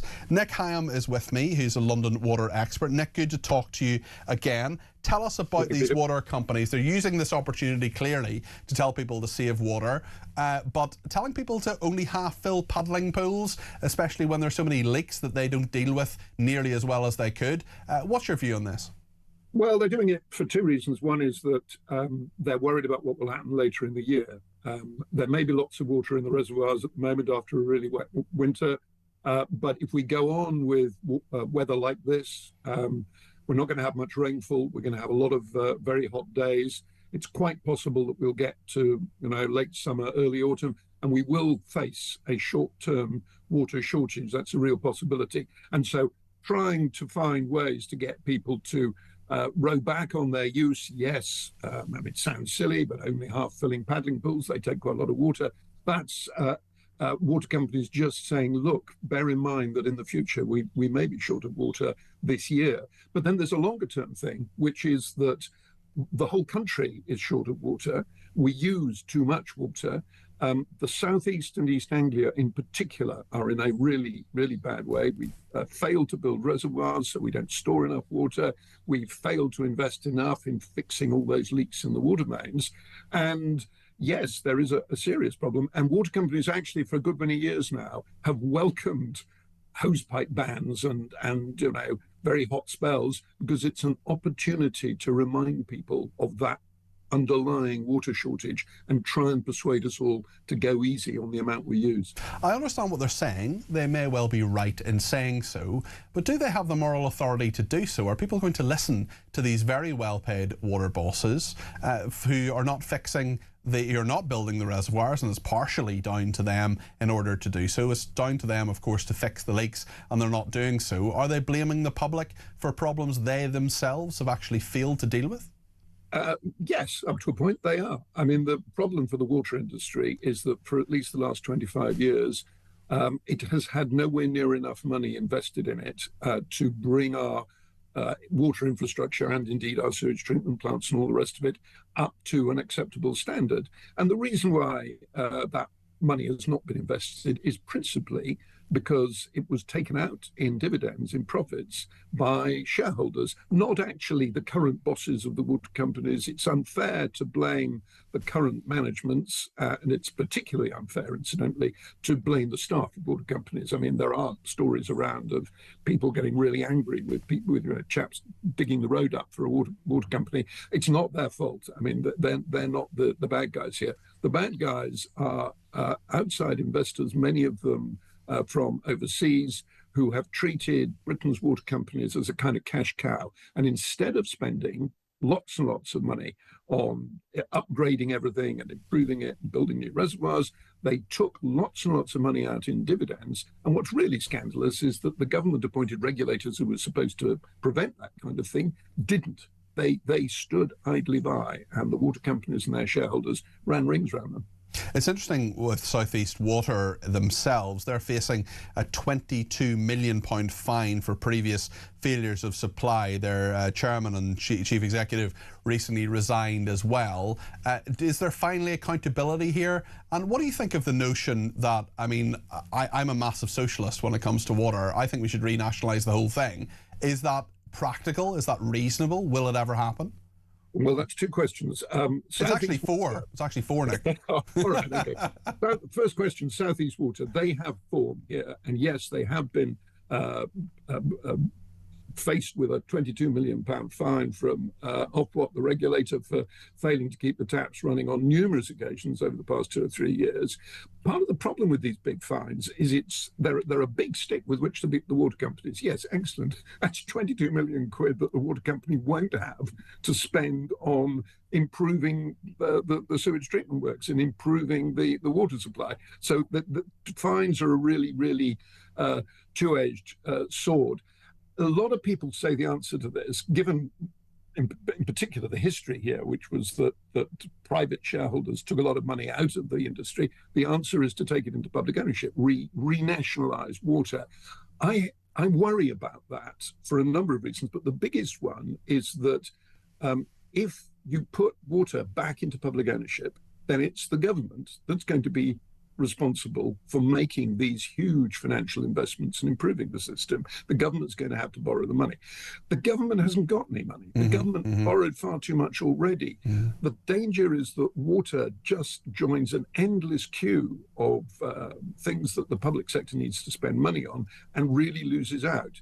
And interestingly, the reason why water was privatized in the first place back in the late 1980s was precisely because of this. It had been in public ownership and government had not been putting the money in. And the idea was that if you handed it over to private investors, they would put the money in and bring everything up to speed. Actually, but for 10 years it worked. And for a while it worked, as you say, but more recently they have failed to do that. So what is the solution, do you think? You moan about having to pay 100% more on your water bill now than when you bought your flat 5 years ago. You're going to have to pay still more, and so am I, and so is everybody else. The system needs enormous amounts of money spending on it. The government hasn't got the money. Shareholders in water companies paid themselves all these dividends. They haven't got the money, and Thames Water shareholders have written off their investment. It's worthless. The banks are not going to lend the money because they've lent far too much to water companies already, and many of the water companies are struggling to repay those loans. The only other place it can come from is us, the consumers. And I'm afraid water bills have been going up, and they're going to go on going up for the foreseeable future in order to tackle this really scandalous backlog of failure to invest, failure to build reservoirs, failure to upgrade our sewage treatment works. I mean, there's no getting around it. It's an absolute scandal, but I can't see any way out of it other than more money from the consumer. Nick, always interesting to talk to you, and thank you for your expertise there. That's Nick Hyam there, who is an expert on water and London water expert, and appreciate him joining us this evening. What do you think about that? What do you think about water bills going up even further, especially as we're told that paddling pools should not be filled to the same extent, should not be filled to the top? Bosses of a wasteful water firm are urging parents to only half fill paddling pool South West Water, which loses 107 million litres a day through unrepaired leaks, targeted half-term frolics despite its reservoirs being 90% full after a washout winter and soggy spring. As temperatures hit a record 35 degrees, Liz Norcott, 74, vowed, "My great-grandchildren in the paddling pool, and there'll be no half filling it." Thanks to everyone who's been in touch on this. If you want to get your call in, by all means, give me a ring, 0344 499 1000. South West Water said, "Water is a precious resource and we support our customers to use water wisely in all weathers. This includes providing thousands of free water-saving devices and providing a range of water-saving tips for the home and garden. We are playing our part by investing in major leakage reductions across our network." Playing our part, surely, I mean, it's the whole role, really. I mean, it's not, you're not some extra, you're not, Rosencrantz in this. You're Hamlet, you're the water company, you're the person who needs to deal with this, and if it's to be or not to be, whether something is fixed, it should be absolutely fixed. Thanks to Brian, who's been in touch with a voice note on Tony Blair. This is what Brian has to say. Good evening, Peter. Brian here. Regarding Tony Blair turning up and giving us his views on politics and how to save the country, that's akin to asking the Grim Reaper to save you by giving you mouth-to-mouth resuscitation. He's had his time. He caused lots of problems. Don't forget, they went searching around the world to find foreign workers to increase GDP. He's not the man to save us, mate. He's a guy that tries to sink us. Cheers. Thank you. Do you think he's entitled to his opinion at all? What do you think about that voice note? 0344 499 1000. On Tony Blair, Alex has been in touch and says, "My family and I and people in general were a lot better off during the Blair years. There was an extremely generous tax credit system. Working people were better off. Blair was very popular during his earlier premiership and still speaks a lot of sense now. His intervention is a very interesting one, and a lot of what he says is spot on," says Alex. Phil says, "It doesn't matter what reform candidates get up to in opposition. It doesn't matter what reform candidates get up to, comma, the opposition will always find dirt to dig up no matter how long ago it was. They dug up Nigel Farage's school days, for goodness sake. They're all scared of reform." And the thing with Nigel Farage and his school days is we will never know. We will never know whether he said that stuff, whether he didn't say that stuff. It's his word against people he went to school with, some of whom are very much against him, and it happened, half a century ago. I don't remember things I said in school, and I'm not sure we should be holding 12-year-olds and 13-year-olds responsible for what they said or indeed didn't say. Phil has been in touch and says if the government or utility companies wanted to help customers, then they should reduce the standing charges. This charge is supposed to be for the upkeep of the meters and infrastructure, but nobody has been to my property for over 20 years plus to maintain these things. It is a rip-off. Brian says, good evening, Peter. Good evening, Brian. Everyone is jumping on the Iranian war bandwagon. Rachel Thieves blaming it for the economy, petrol stations, for fuel prices.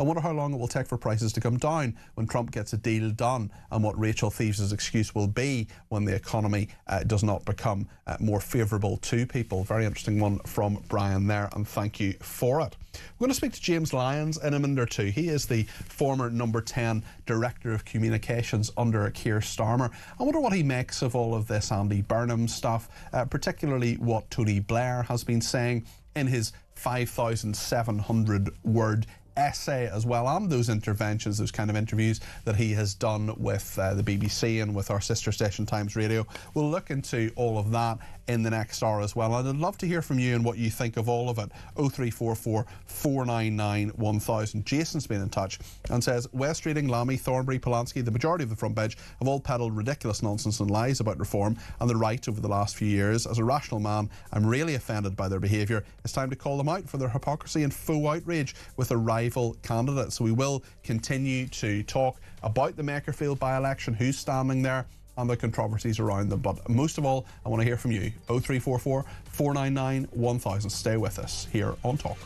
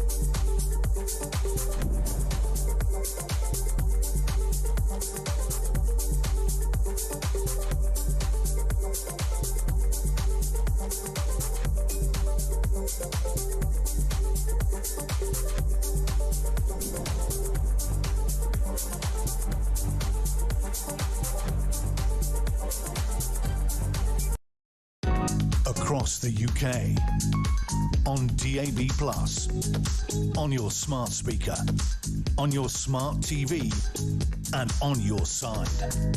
This is Talk.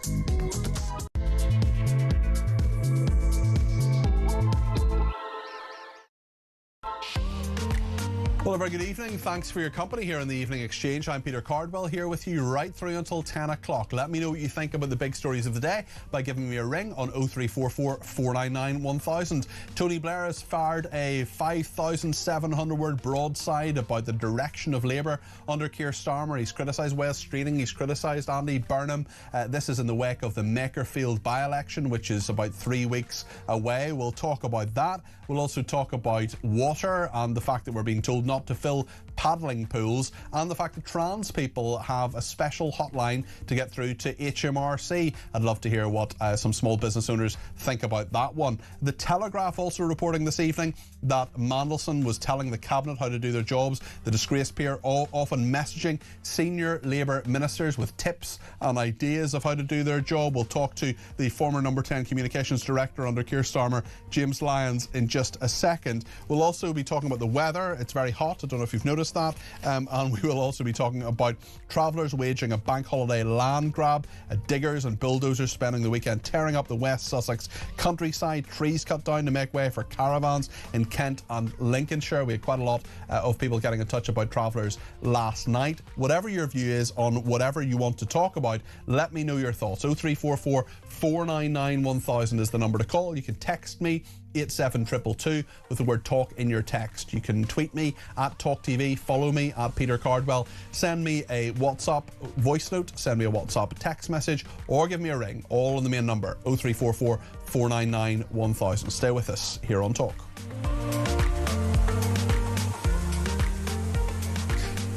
The Telegraph is reporting this evening that Peter Mandelson, the disgraced former cabinet minister, he was a peer, he was our ambassador to Washington, of course, he told the Cabinet how to do their jobs, apparently. Suggestions far outside his remit, new files are going to reveal. He advised numerous cabinet ministers during his time as ambassador in Washington. The messages are to be released next week, and they're expected to reveal all sorts of things, and apparently gave advice whether it was wanted or not, and it was mostly unsolicited. We'll talk about what Tony Blair has said in a second, but perhaps we can get reaction to this breaking news story from James Lyons, the former Number 10 Communications Director under Keir Starmer. James, you're very good to join us this evening, and I really appreciate your time.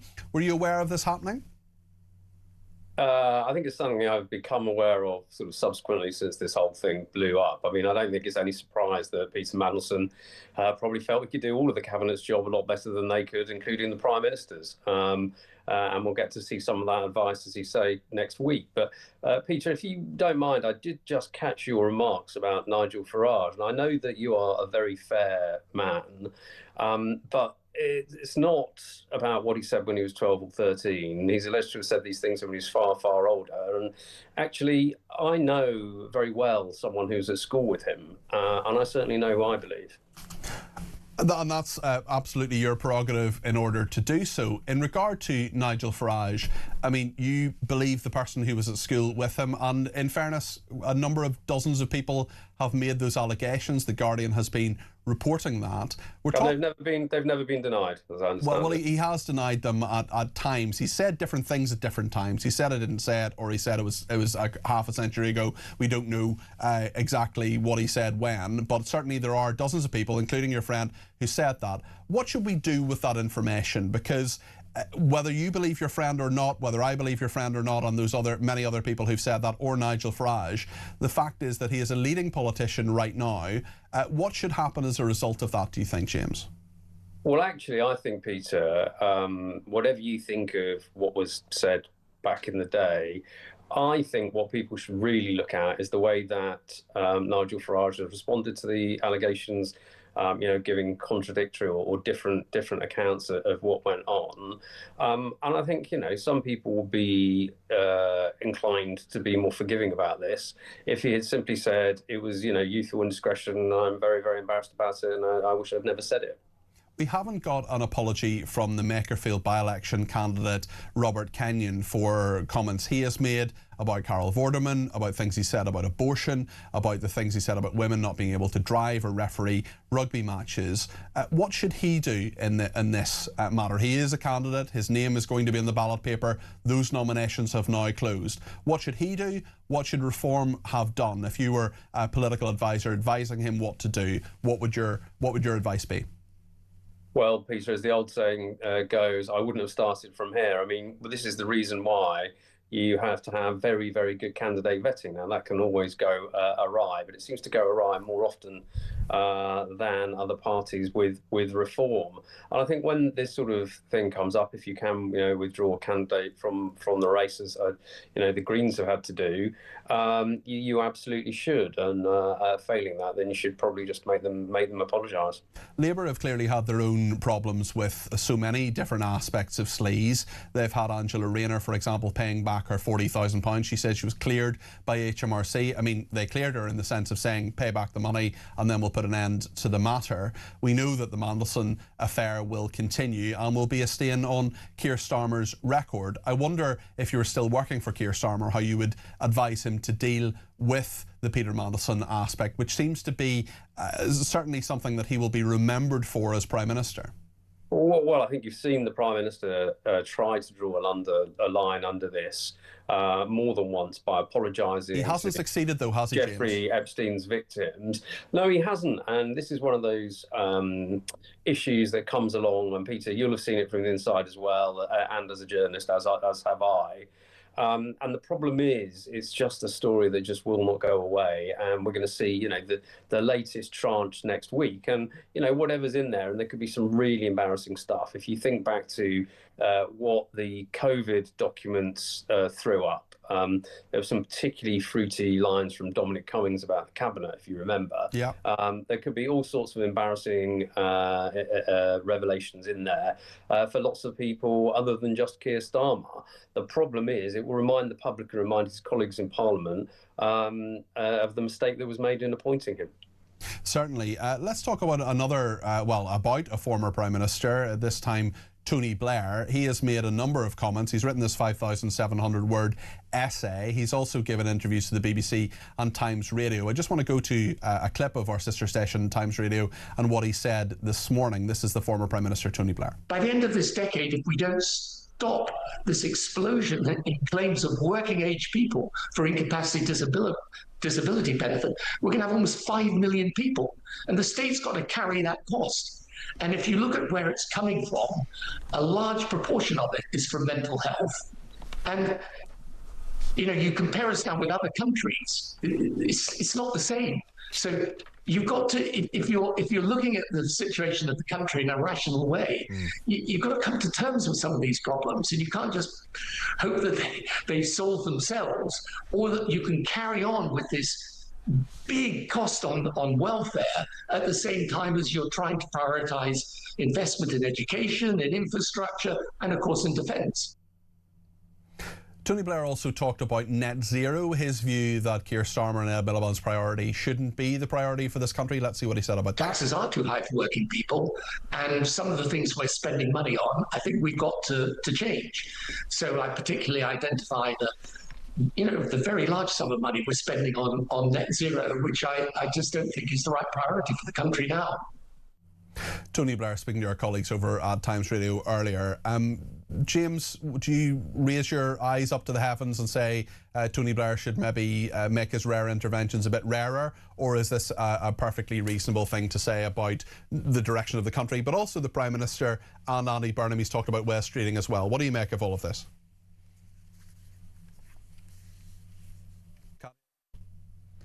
Sorry, James, No. we just had a problem with your audio there. Please say that again. I was just saying, I wish he'd stop sitting on the fence and tell us all what he really thinks. Yes. Look, Tony Blair is by far and away the most electorally successful leader the Labour Party has ever had. And so when he talks, it's a good idea to listen. And there's lots in what he said today that I would agree with, and lots I think that many members of the Labour Party and the Parliamentary Labour Party and even the government would agree with. But I do wonder what he was trying to achieve here, because what we've seen today is, St. Tony the healer. He's managed to unite Andy Burnham, Keir Starmer, and even Wes Streeting in saying that he's wrong. Yeah, I mean, it's very interesting with that. He says the Labour Party has no coherent plan for Britain. Is he too strident in his views, and should he do more of this behind the scenes than he does in public? Well, I think you're probably seeing this because he feels that his behind-the-scenes interventions haven't worked, or that he hasn't been consulted recently, or whatever else. One of our texters suggested that because Gordon Brown was brought back in by Keir Starmer, that Tony Blair was perhaps feeling a bit left out. I wonder what you made of that just after the council elections, Harriet Harman and Gordon Brown being given roles there. Would you have advised that to happen, James? I thought it was frankly pretty bizarre, but it was good to see that Gordon hasn't lost his Midas touch. He'd only been a government advisor for a matter of hours when there was a leadership challenge. And also Midas touch for someone who sold the gold is an interesting turn of phrase there. I just wonder what you think about this junior doctors strike. We've had James Murray, he's only been health secretary for 13 days, and the BMA not happy with him already. Will this put people on the side of the government rather than the junior doctors, or will they just say a plague in all their houses? Well, in a previous life, Peter, as you know, I ran communications for the National Health Service, and that was the job I was in when this very long dispute started. So I've had up-close experience of the huge amount of work that goes in to keeping people safe during these stoppages. And I think it's fair to say that polling shows that support has been ebbing away from the resident doctors ever since the start of this dispute, not just with the public, but I sense there's an increasing frustration with their colleagues as well. And I think, it's unfortunate, and I wasn't around at the time, so I can say this very freely. It's unfortunate that in opposition, the Labour Party were so so ready to criticise the previous government for not settling this dispute. And they said it could just be sorted out really quickly and easily, didn't they? They just said, oh, it'll be fine. Yeah, we'll just get around the table and everybody will see common sense. Well, the resident doctors haven't seen common sense. They've rejected a pay offer that was almost 5%, which I suspect that many of the people who you're speaking to tonight, Peter, the audience for your show, would bite their hands off for. Oh, I similarly would love a 5% pay rise.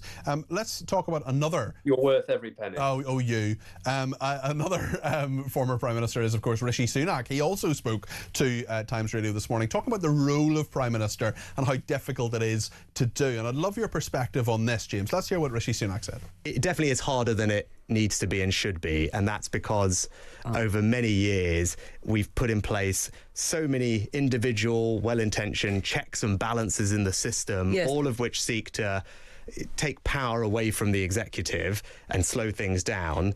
And actually, if you look at the cumulative weight of those now, they need to be scaled back.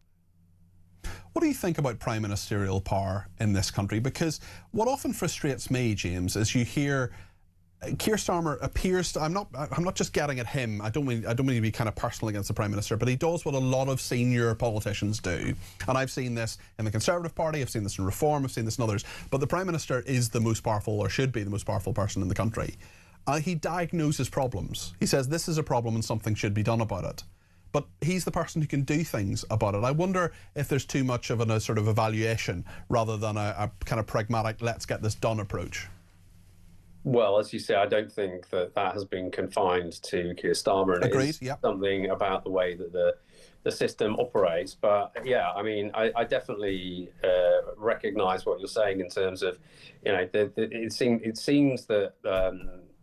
Well, certainly what Rishi was saying is that, that all these systems and processes have kind of built up around the institution of government, and it can be very, very hard to kind of cut through that red tape, particularly those kind of legal red tape. And every government department is constantly mindful of getting a judicial review, and that can gum up the system really unnecessarily, as you personally very well know. I'm sure from your time. Oh, certainly. It takes forever to get anything done, and that is a real frustration. James, really great.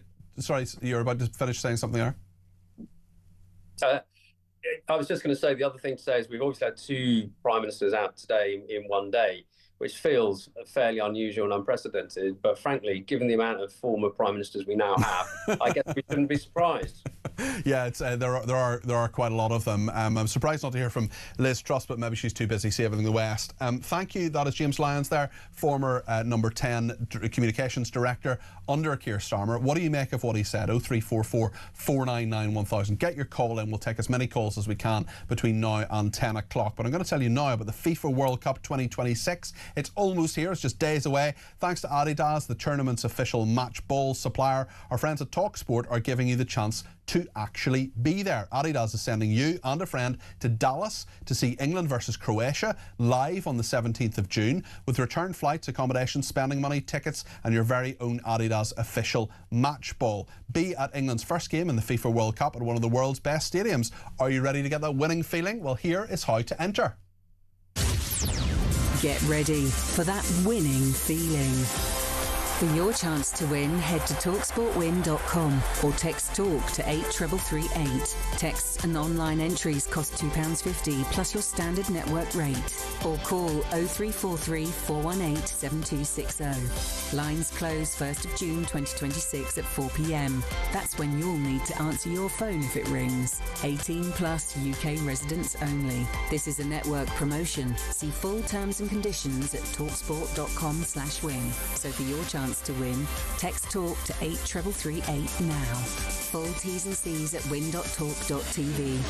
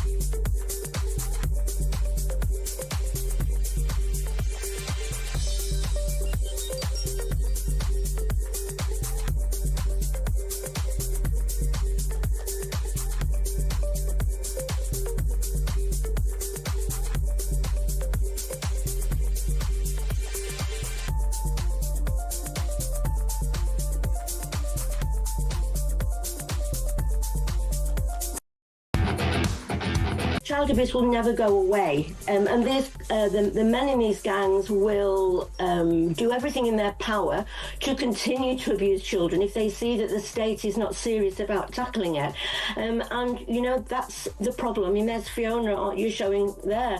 You know, she's fought for 20 years. It shouldn't take 20 years to get a council to say we are going to look at, you know, industrial scale rape of children by men who are old enough to be the granddads.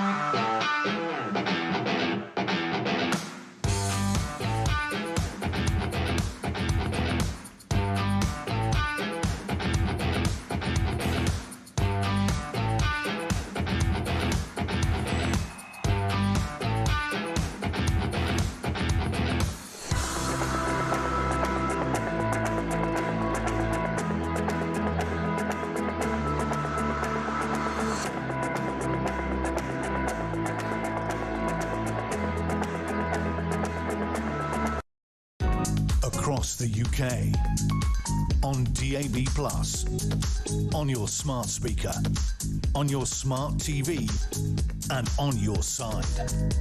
This is Talk. Thank you to everybody who has messaged me and It's really interesting that Jason says Blair has gone from Teflon Tony to Tony the Tory with his common sense comments. He's also asked about Blair's voice as well. I thought it definitely sounded a bit strained there, maybe just as a frog in his throat. We'll see anyway.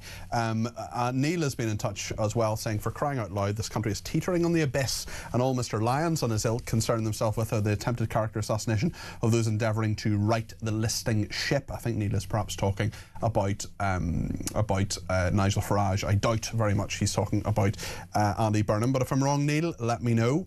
Crystal Palace have now won the FA Cup and Community Shield in 2025. Now they're in the Conference League final. What a great job Oliver Glasner has done for this football club. It just shows how good Steve Parish is as a football club owner, says one texter. They're 1-0 up at the moment, and we will of course bring you the details of that. Half an hour left in that crucial match. Brian says, good evening, Peter. So it started already, the demonisation of Farage. Let's not forget all the allegations against Starmer plus other cabinet ministers. Your guest James is playing the Labour playbook. Well, listen, I was interested in his opinion, and if he knows one of those people who's making those allegations against Farage, well then, you know, he's entitled to his opinion just as everyone else is, and we are the home of common sense, and we generally have as many people on as we can between now and 10, and if you want to have your voice heard, please do give me a shout on 0344 499 1000. I want to talk to Nicole Lampert now. Nicole is an indefatigable journalist in the fight against anti-Semitism, and we'll talk about a story in regard to that in just a second. But she also has another hat that she wears, which is as a very accomplished showbiz and entertainment journalist. Nicole, it's great to talk to you. I just want to ask you about Matthew Perry, because there's this story that has gone out this evening about Matthew Perry, incredibly talented comic actor who played Chandler in Friends. His assistant sentenced to 3 years and 5 months in prison for administering ketamine, which led to his death. A really, really tragic story. He'd been in and out of rehab, Matthew Perry, for many years. Just tell us your view on this and the facts around it. Hi, Peter. Thanks for having me on. It's really sad to think about that time, and Matthew Perry obviously brought so much joy to so many millions around the world as Chandler in Friends, as you said. This court case has been going on for some time since his death. And this was his trusted assistant, and it appears someone that his family trusted to look after him and keep him safe. And that's one of the reasons why they have been making angry comments about him, because it appears he hid what he did, and that he administered the ketamine on the day Matthew Perry died. He then, when he came back to the house and saw that Matthew was dead, he then removed some of the evidence, making it harder for the police to find out exactly what had happened. And the family and his publicist, who calls him the man who killed Matthew Perry, they have really expressed their anger at this man that they trusted. His own attorney has said that this was a case of a kind of poisonous employee-employer relationship. And of course, he wasn't on hundreds of thousands. He was on $150,000. But so there is that aspect to it, which is a bit like the Michael Jackson story too, which is, who do you blame more? Do you blame the person do you blame the addict, or do you blame the person that's given them the drugs, or the person that's employed by them and is doing their job? But then the family and the publicist are saying his job was to look after Matthew Perry and to keep him safe. And if he wasn't safe, then to tell us that he was back spiraling with addiction. Yes, and it's certainly the case that a personal assistant is probably not going to have a huge amount of agency in all of that. It doesn't excuse what he did for a second. He could have left the job, but Matthew Perry would have presumably employed someone else to do this. I remember what you were talking about with Michael Jackson as well. We've seen other convictions in this. The ketamine queen was convicted as well in regard to this for supplying the drug. There's just so little that we knew about Matthew Perry whilst he was filming Friends. And I remember hearing an interview with him, or watching an interview with him, where he talked about the end of one series and the start of another. And it was it's a very famous scene. If anyone's seen Friends, you'll know there's a beautiful, really, really touching bit where Monica proposes to Chandler at the tail end of a series, and then they agree to get married. And then the next series is them still in the apartment in the same it's a continuation of that evening, and then their friends all come in and they say, isn't that wonderful? And Matthew Perry said, what you need to do is look at how he looked at the end of the series, and then how he looked at the start of the new series. And at the start of the new series, which was supposedly in the same evening, he was a shadow of his former self. He was quite not fat or anything, but just a healthy weight. And in the first episode, and then in the first episode of the next series, he was incredibly thin, very pale, and this was meant to be the same night. Of course, there were months in between. But his addiction was really quite a serious thing and destroyed him, and his life was gone as a result of that. There do seem to be so many people, and you've covered this in much more detail than I have, but there seem to be so many people in Hollywood, including incredibly successful people, who fall victim to the dreadful scourge and the availability of these drugs, certainly. Yeah, I mean, I'm fascinated by people who want to become famous and people who manage it. And obviously there are people that just love acting for whatever reason. But I think a lot of people are driven towards fame because they have a hole in their life and they think that it will somehow make it better. But all it does is it supersizes all of the issues that you had before. And certainly you see it with rock stars. They adore, they lap up the adulation they get on the stage, but it's impossible to get a kind of high when they come off. And you mentioned Hollywood, but of course one that's much more local really is Amy Winehouse. The story, she's so talented, so many people were invested in trying to keep her clean, and sadly she was pretty clean when she died, but her body had been so mucked up by all the drugs that she'd taken. So I think that's one of the issues. And of course the other issue is that when you're rich and the Friends cast formerly, famously they banded together to get the same amount of money and to do really well. So when you have that kind of unlimited amount of money, it was $1 million an episode by the end. It was something like that, or maybe more than that. Yeah. Absolutely. Per friend. It's interesting, the judge in this, Judge Garnett, said, your conduct was reckless, not just on the day of his death, but in the days leading up to his death. You were privy to his struggle with addiction. She said there was no hard evidence that the personal assistant acted with malicious intent, although some would disagree. Iwamasa, who was the person convicted today, said, I am so sorry to all of you. He turned his face to the Perry family and said, I'm just so sorry to have done illegal acts. I will forever regret. I will take that to my grave, which is just a dreadful, it just shows the ongoing tragedy of this dreadful situation. Nicole, thank you for your update on that. There's something else I want to ask you about, which is a very, very different story. This is the British Museum postponing a lecture on ancient Israel, citing security concerns. This is the museum's ticketing team saying due to security concerns, the ancient Israel and Judah in the British Museum talk on the 20th of May, which is tomorrow, has been postponed. We apologise for any inconvenience. And even when it comes to history, anti-Semitism is an issue here, security is an issue. This is just a dreadful indictment of, even when it comes to a lecture, for goodness sake, that there are serious issues here, Nicole. Yeah, I mean, it just shows to you kind of how political history can be. And the British Museum actually, there's a history to this history, as it were, in that some of the ancient artifacts were wrongly named Palestine when it was pre what the area was known as Palestine, which was 150 BC, CE, after Christ.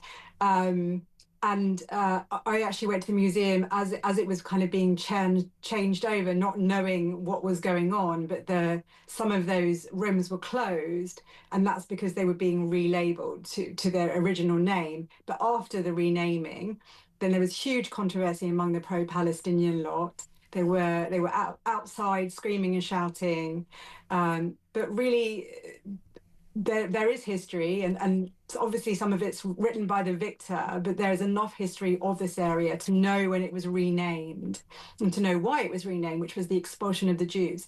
And this is all down to the fact that the pro-Palestinian lot who claim that Jews, Israelis are colonialists, you cannot be a colonialist in indigenous land. So therefore they try and deny the fact that the Jews were ever there in the first place. And that's what this bizarre row is about. George Osborne, I think it's the chairman of it, he's come out tonight and said that what had happened was they'd learned that pro-Palestinians were trying to inveigle their way into the talk, and that's why they closed it down. But of course, there are ways to stop people from protesting inside. You just throw them out, really, don't you? Yeah, certainly. Nicole, thanks for the update on that. I should say that one of our regular texters, Nat, who lives in Tel Aviv, says, Nicole started following me on Twitter the other day. I feel so loved. So there we are. That's Nat in Tel Aviv. Thanks, Nicole. Thank you. Journalist Nicole Lampert there. And another texter says, I can't bring myself to listen to Matthew Perry's audiobook. I bought it ages ago, but knowing he ended up spiralling back is just too painful. Thank you to the person who says 12 million more people in the country since Blair achieved power, 0 reservoirs built. Indeed, some actually closed and built, over 500 data centres built requiring the same water usage as 5,000 homes. So why are we short of water? I think there has been maybe one reservoir, one that has been approved anyway, that will be happening. On James Lyons, Lorraine said, I find it incredibly disappointing that Starmer's communications director was given, and more importantly allowed, to use talk as a platform to deliberately smear Nigel Farage based allegedly on what his friend said. Utterly disgraceful. Lyons is a man who worked with Starmer and the Labour Party and have deliberately deceived, lied and misled the electorate throughout the election. Not only that, they took thousands of freebies from holidays in New York, penthouses to glasses, yet not once was he questioned on this. Appalling. Well, Lorraine, I did talk about Angela Rayner, certainly, and I did talk about Labour sleaze, so I maybe didn't mention those things specifically, but certainly the general issue was brought up. But Lorraine, I'll take that on the chin. That's absolutely fine. Phil says, I don't think this is what Oliver Cromwell had in mind. He'd be holding his head in his hands. David in Worcestershire says, it comes down to this. We have had career politicians running the country for too long now. They are beyond hopeless. We need normal people who maybe have slightly dodgy social media accounts. At least they have opinions, as you say. We have to disagree without being disagreeable, rather than just spouting word salad nonsense and never answering a question. Give us common sense, not stupidity. Even Tony Blair has worked it out. Stupidity does not get you re-elected, says David in Worcestershire. Serena says, in my view, Rishi Sunak's premiership took a premature ending. He may be right about the red tape. Former Prime Minister should be able to give feedback concerning the rule, and if adjustments need to be made, so be it. She also says, this morning I rejected Tony Blair because of who he is. Throughout the day, I made a decision to look at what he was saying. As he is not in politics, he has taken a step back to take a broader view of the problems our country is facing.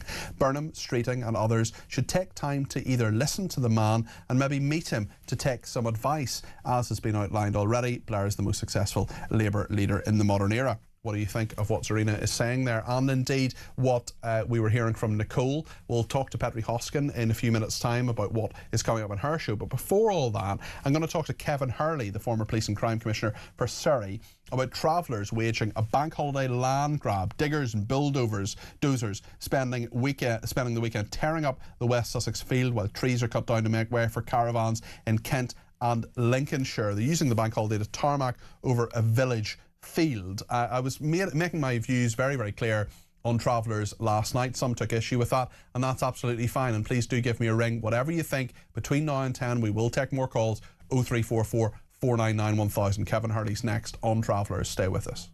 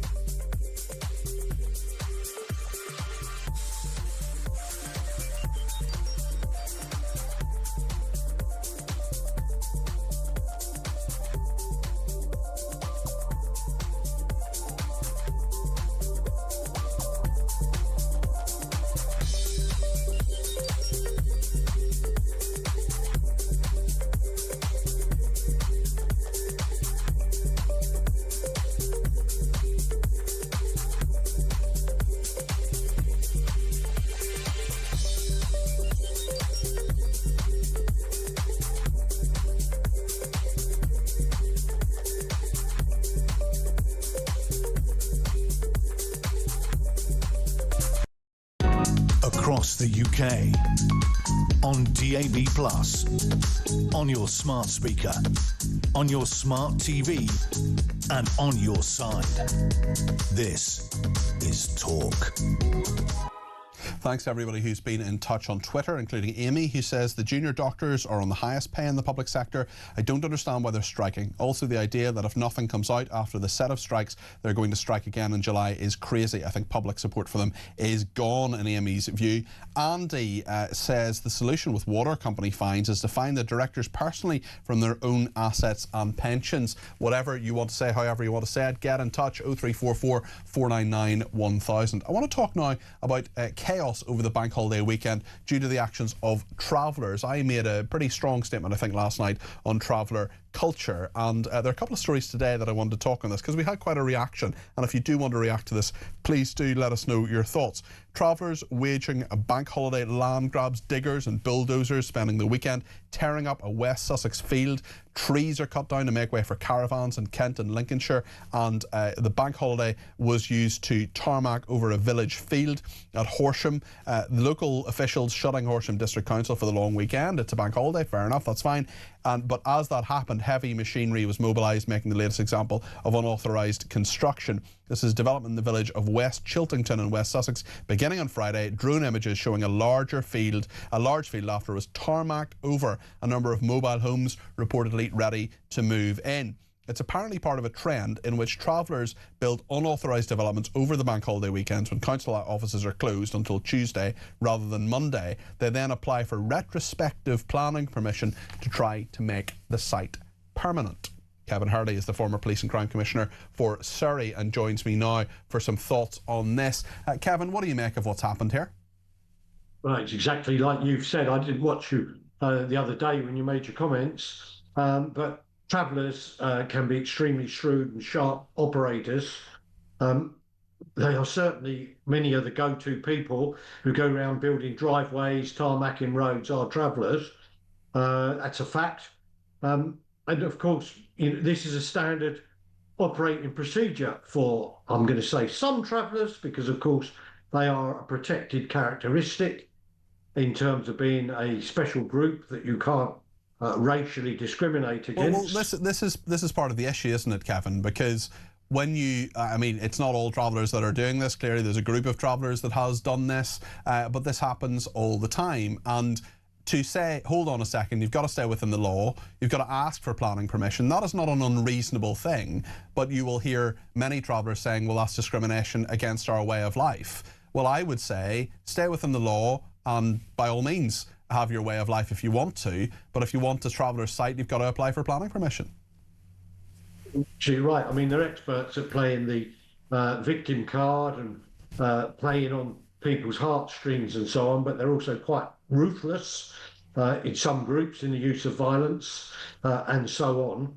And of course, we normal gorgers, as they call us, which is the resident community, we're often seen by many travellers as crop to be predated upon, whether it's doing dodgy roofs, dodgy drives, dodgy tarmacking, or conning their way into older people's houses, or what's called distraction burglaries. Of course, I'm not saying all travellers do that. Yeah. They are disproportionately overrepresented. They're disproportionately overrepresented when it comes to crime statistics, and also, you know, I've had people close to me who have been very badly scammed by members of the travelling community. I myself have had numerous interactions with members of the travelling community as a journalist, as a private citizen. None of those interactions has been positive. As far as I can say, I can only talk about my personal experience. How should the police deal with this? When you were Police and Crime Commissioner for Surrey, Kevin, what advice were you giving Surrey Police on this? It's not for me to give them advice as a Police and Crime Commissioner. That's not your role. You're merely a politician overseeing the budget and giving the public's views to the chief. However, I do know from when I was a serving senior police officer, the situation in certain special circumstances, police can intervene and block travellers moving onto land. But if, as in most of these cases, the land is already owned by a member of the traveller community, police actually can't intervene because trespass is a civil matter. So were police to be called to one of these cases, the situation will be, well, actually, I own the land. It's a civil matter. The police being relatively inexperienced these days, junior, and frankly not having the front needed to deal with more challenging groups, if I might use that term, are often sixes and sevens as what's to do, and that applies to their sergeants and inspectors who are relatively inexperienced, because of course all the experienced people are leaving early these days, so the average experience level of a patrol officer on a shift is probably less than 2 years. Yeah, well, it's really interesting you mentioned that about the police and other authorities too. It's not just the police running scared and getting into rights issues and so on. I just wonder, is this problem too entrenched in society now? It's been going on for decades. Won't it take decades to solve and perhaps integrate people who should be integrated more into society rather than having their own way of life, which I believe is destructive in many of its aspects and on many occasions? Well, they broadly speaking don't want to integrate in society, because that means they've got to pay council tax, they've got to pay income tax, and so on, and come under, if you like, easier scrutiny. If you're mobile and moving around and you live on a site where police fear to tread, it's quite easy to do whatever you want to do, especially because most of them live in rural areas where police are few in number. But back to the council, of course, the responsibility for stopping these, i.e.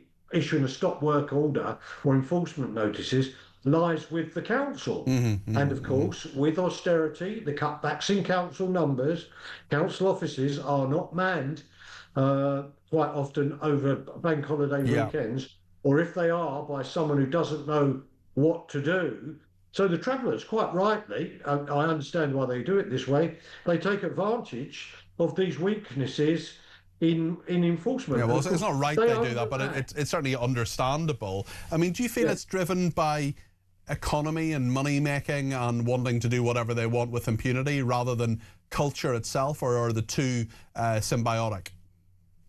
Symbiotic, frankly. You know, if you own one of these sites, you'll be taking money from the people who move in there with their caravans or porter cabins and so on. So, yeah, I mean, it's all part of it. The problem with it is, you see, once they've constructed something on land that's actually owned by a traveller, it can take literally years to fight their way through the courts to get an enforcement order to get them to move. And, of course, that then requires getting bailiffs backed up by police. There's a lack of resources.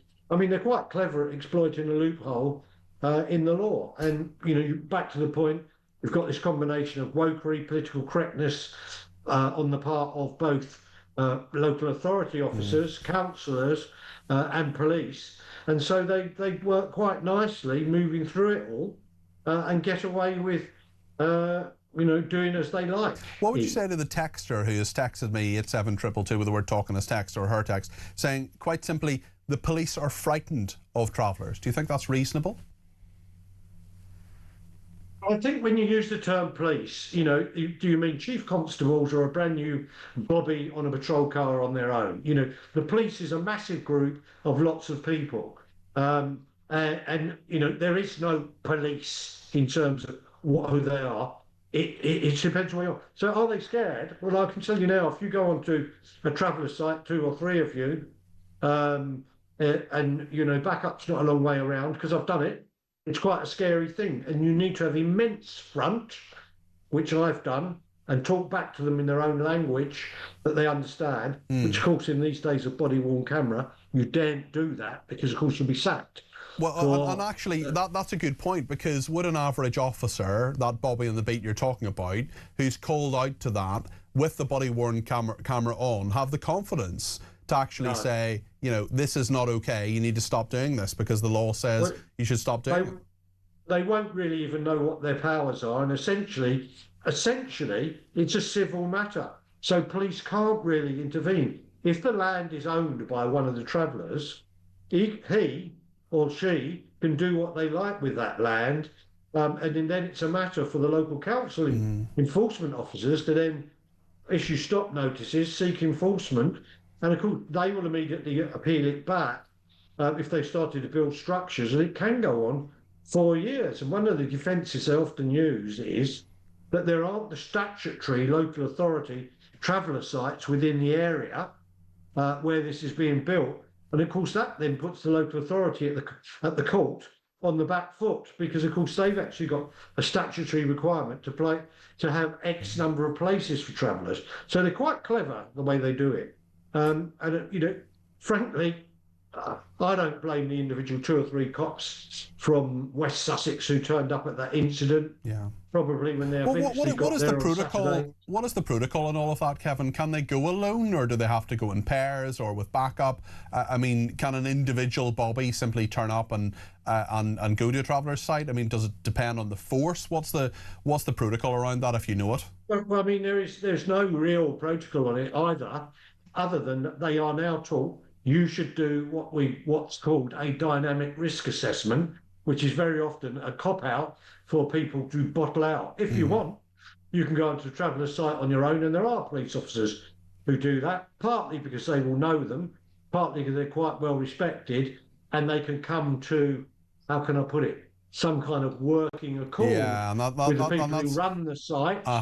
But, if you're talking about a 21, 22-year-old frankly naive university graduate, and he or she turns up, a couple of them in a patrol car, they're going to be completely bamboozled by what they're dealing with. Yeah, very good. I mean, I never dealt with travellers until I'd been in the police. I never had anything to do with them. I didn't even know who they were. Listen, thank you very much, Kevin. That's Kevin Hurley there, former senior officer and former Police and Crime Commissioner himself for Surrey. And Sally's been in touch and says, too late to read out, but for info, Islington Council are allowing 9 traveller sites in our small borough. We are so worried. I wonder if your great reporters could ask them about this. They're quite open about it, but no consultation, says Sally. Sally, I promise you I'm going to pass that on to our reporter Samara Gill and see what she can do about it and see what she can find out. Zarina says travellers are buying agricultural land, exploiting planning laws to live cheaply. When law and order goes out the door, anarchy prevails. Many travellers are exploiting every system in the book. And Brian says regarding the travellers, if they intend to set up a homestead in Kent and Lincolnshire, they cannot be called travellers and so should lose their minority status and should be considered criminals in his view. Crystal Palace Football Club, they're minutes away from winning the UEFA Europa Conference final, which would mark their first European silverware. They're currently 1-0 up against a Spanish team called Rayo Vallecano, got that right. This comes just a year after they won the FA Cup under outgoing manager Oliver Glasner. We'll bring you the final result in that, possibly even as soon as after the break. We'll also speak to John and Andrea, who are waiting on the line, and hear voice notes from Peter and Joan, and speak to Petri Hoskin, who's here between 10 and 1. Lots to look forward to in the next 12 minutes here on Talk. Stay with us.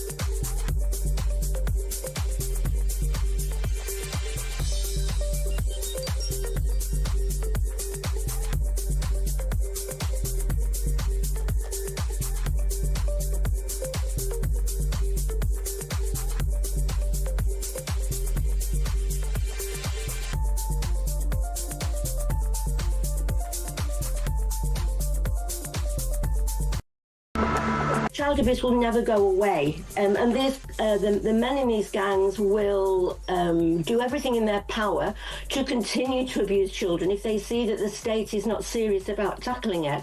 And that's the problem. I mean, there's Fiona, you're showing there. She's fought for 20 years. It shouldn't take 20 years to get a council to say we are going to look at industrial scale rape of children by men who are old enough to be the granddads.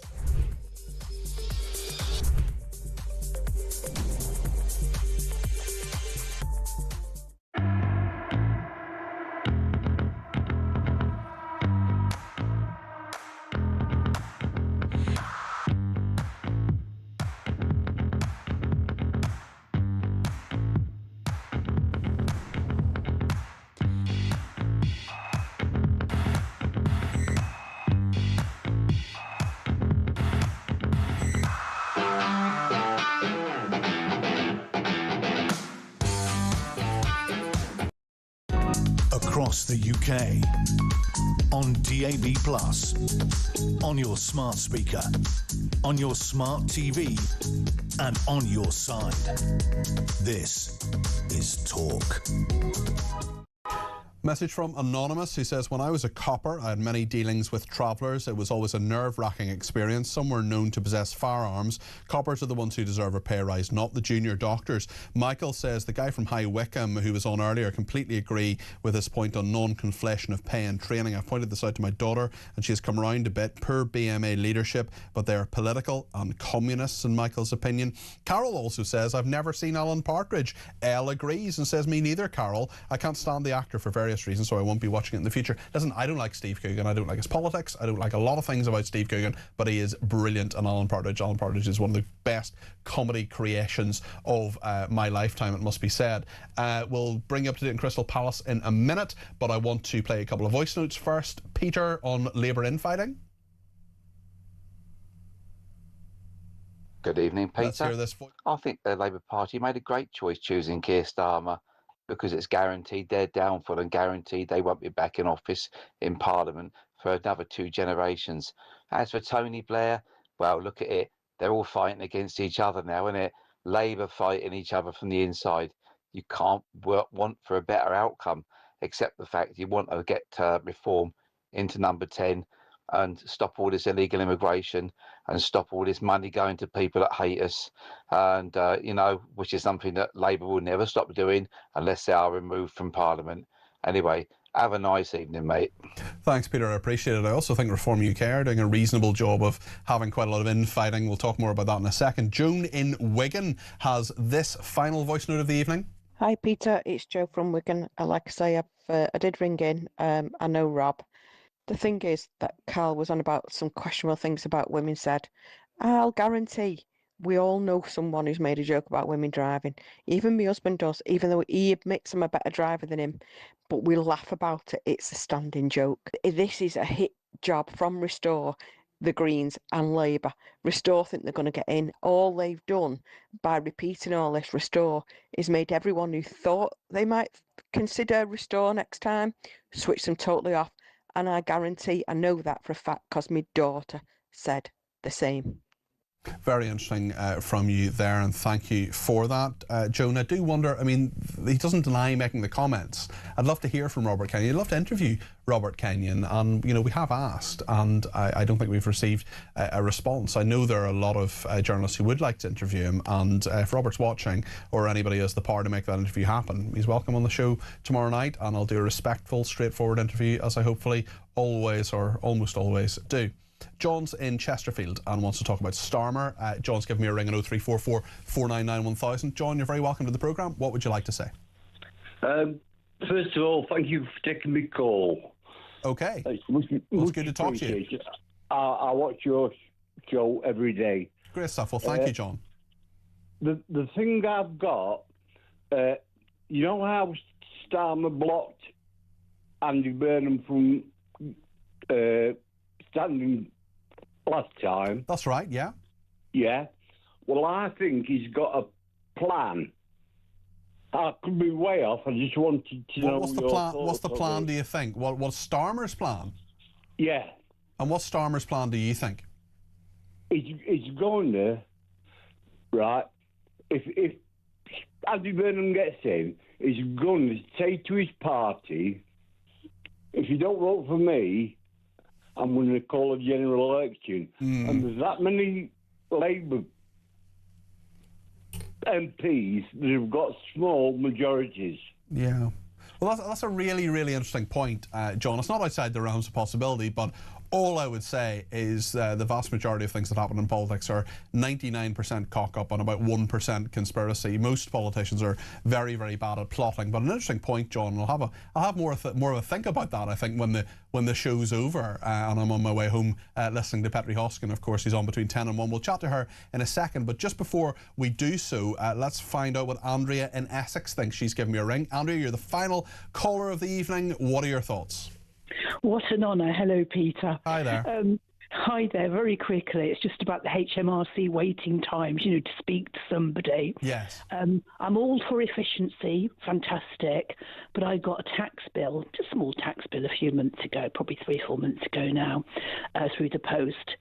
And the only way I could pay was using a QR code, Peter. There's no telephone number, no support line, no helpline. You couldn't do so online? You couldn't put... No, it was a QR code. You had to use a QR. I think that's totally unfair. I think that's totally unfair. I think a lot of people don't know how to use them.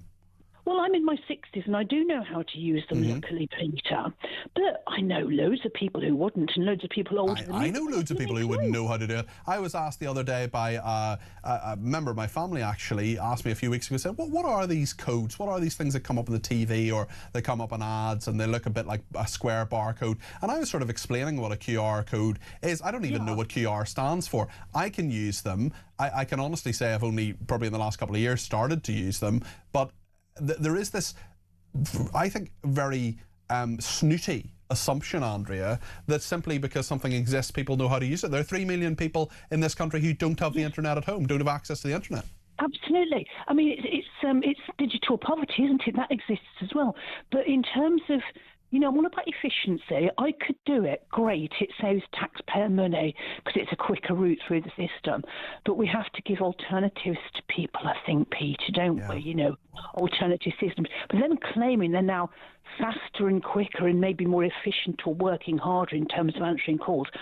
I think they just stopped putting their telephone number on stuff. No, and a load of websites don't have a telephone number as well, which drives me completely mad when I'm trying to get in touch with a business or an organisation. Andrea, great call. Ring me anytime, and really good to hear from you, and thank you for that. Just to bring you up to date on Crystal Palace, they have won the UEFA Europa Conference Final. They've lifted their first ever European silverware. They beat Spanish team Rayo Vallecano 1-0 at the final in Leipzig in Germany. A very big hello to Matt, our assistant producer, who is there and no doubt celebrating. Jean-Philippe Mateta scored the crucial winning goal, and it comes just a year after they won the FA Cup under outgoing manager Oliver Glasner, who leaves South London after this match after 2 years in charge. Perry Hoskin is with you next. Hello. Hello. How are you? I'm very well, thank you. What's coming up in your programme? Well, we're going to be talking about the Russia cyber threat, and we've got a cybersecurity firm that specialises in round-the-clock threat detection and response, because there was a big talk today, wasn't there, the big speech today about how we've all got to, from the boardroom to our living rooms, we've got to protect ourselves from these Russian attacks. So we're going to be looking in depth as to how really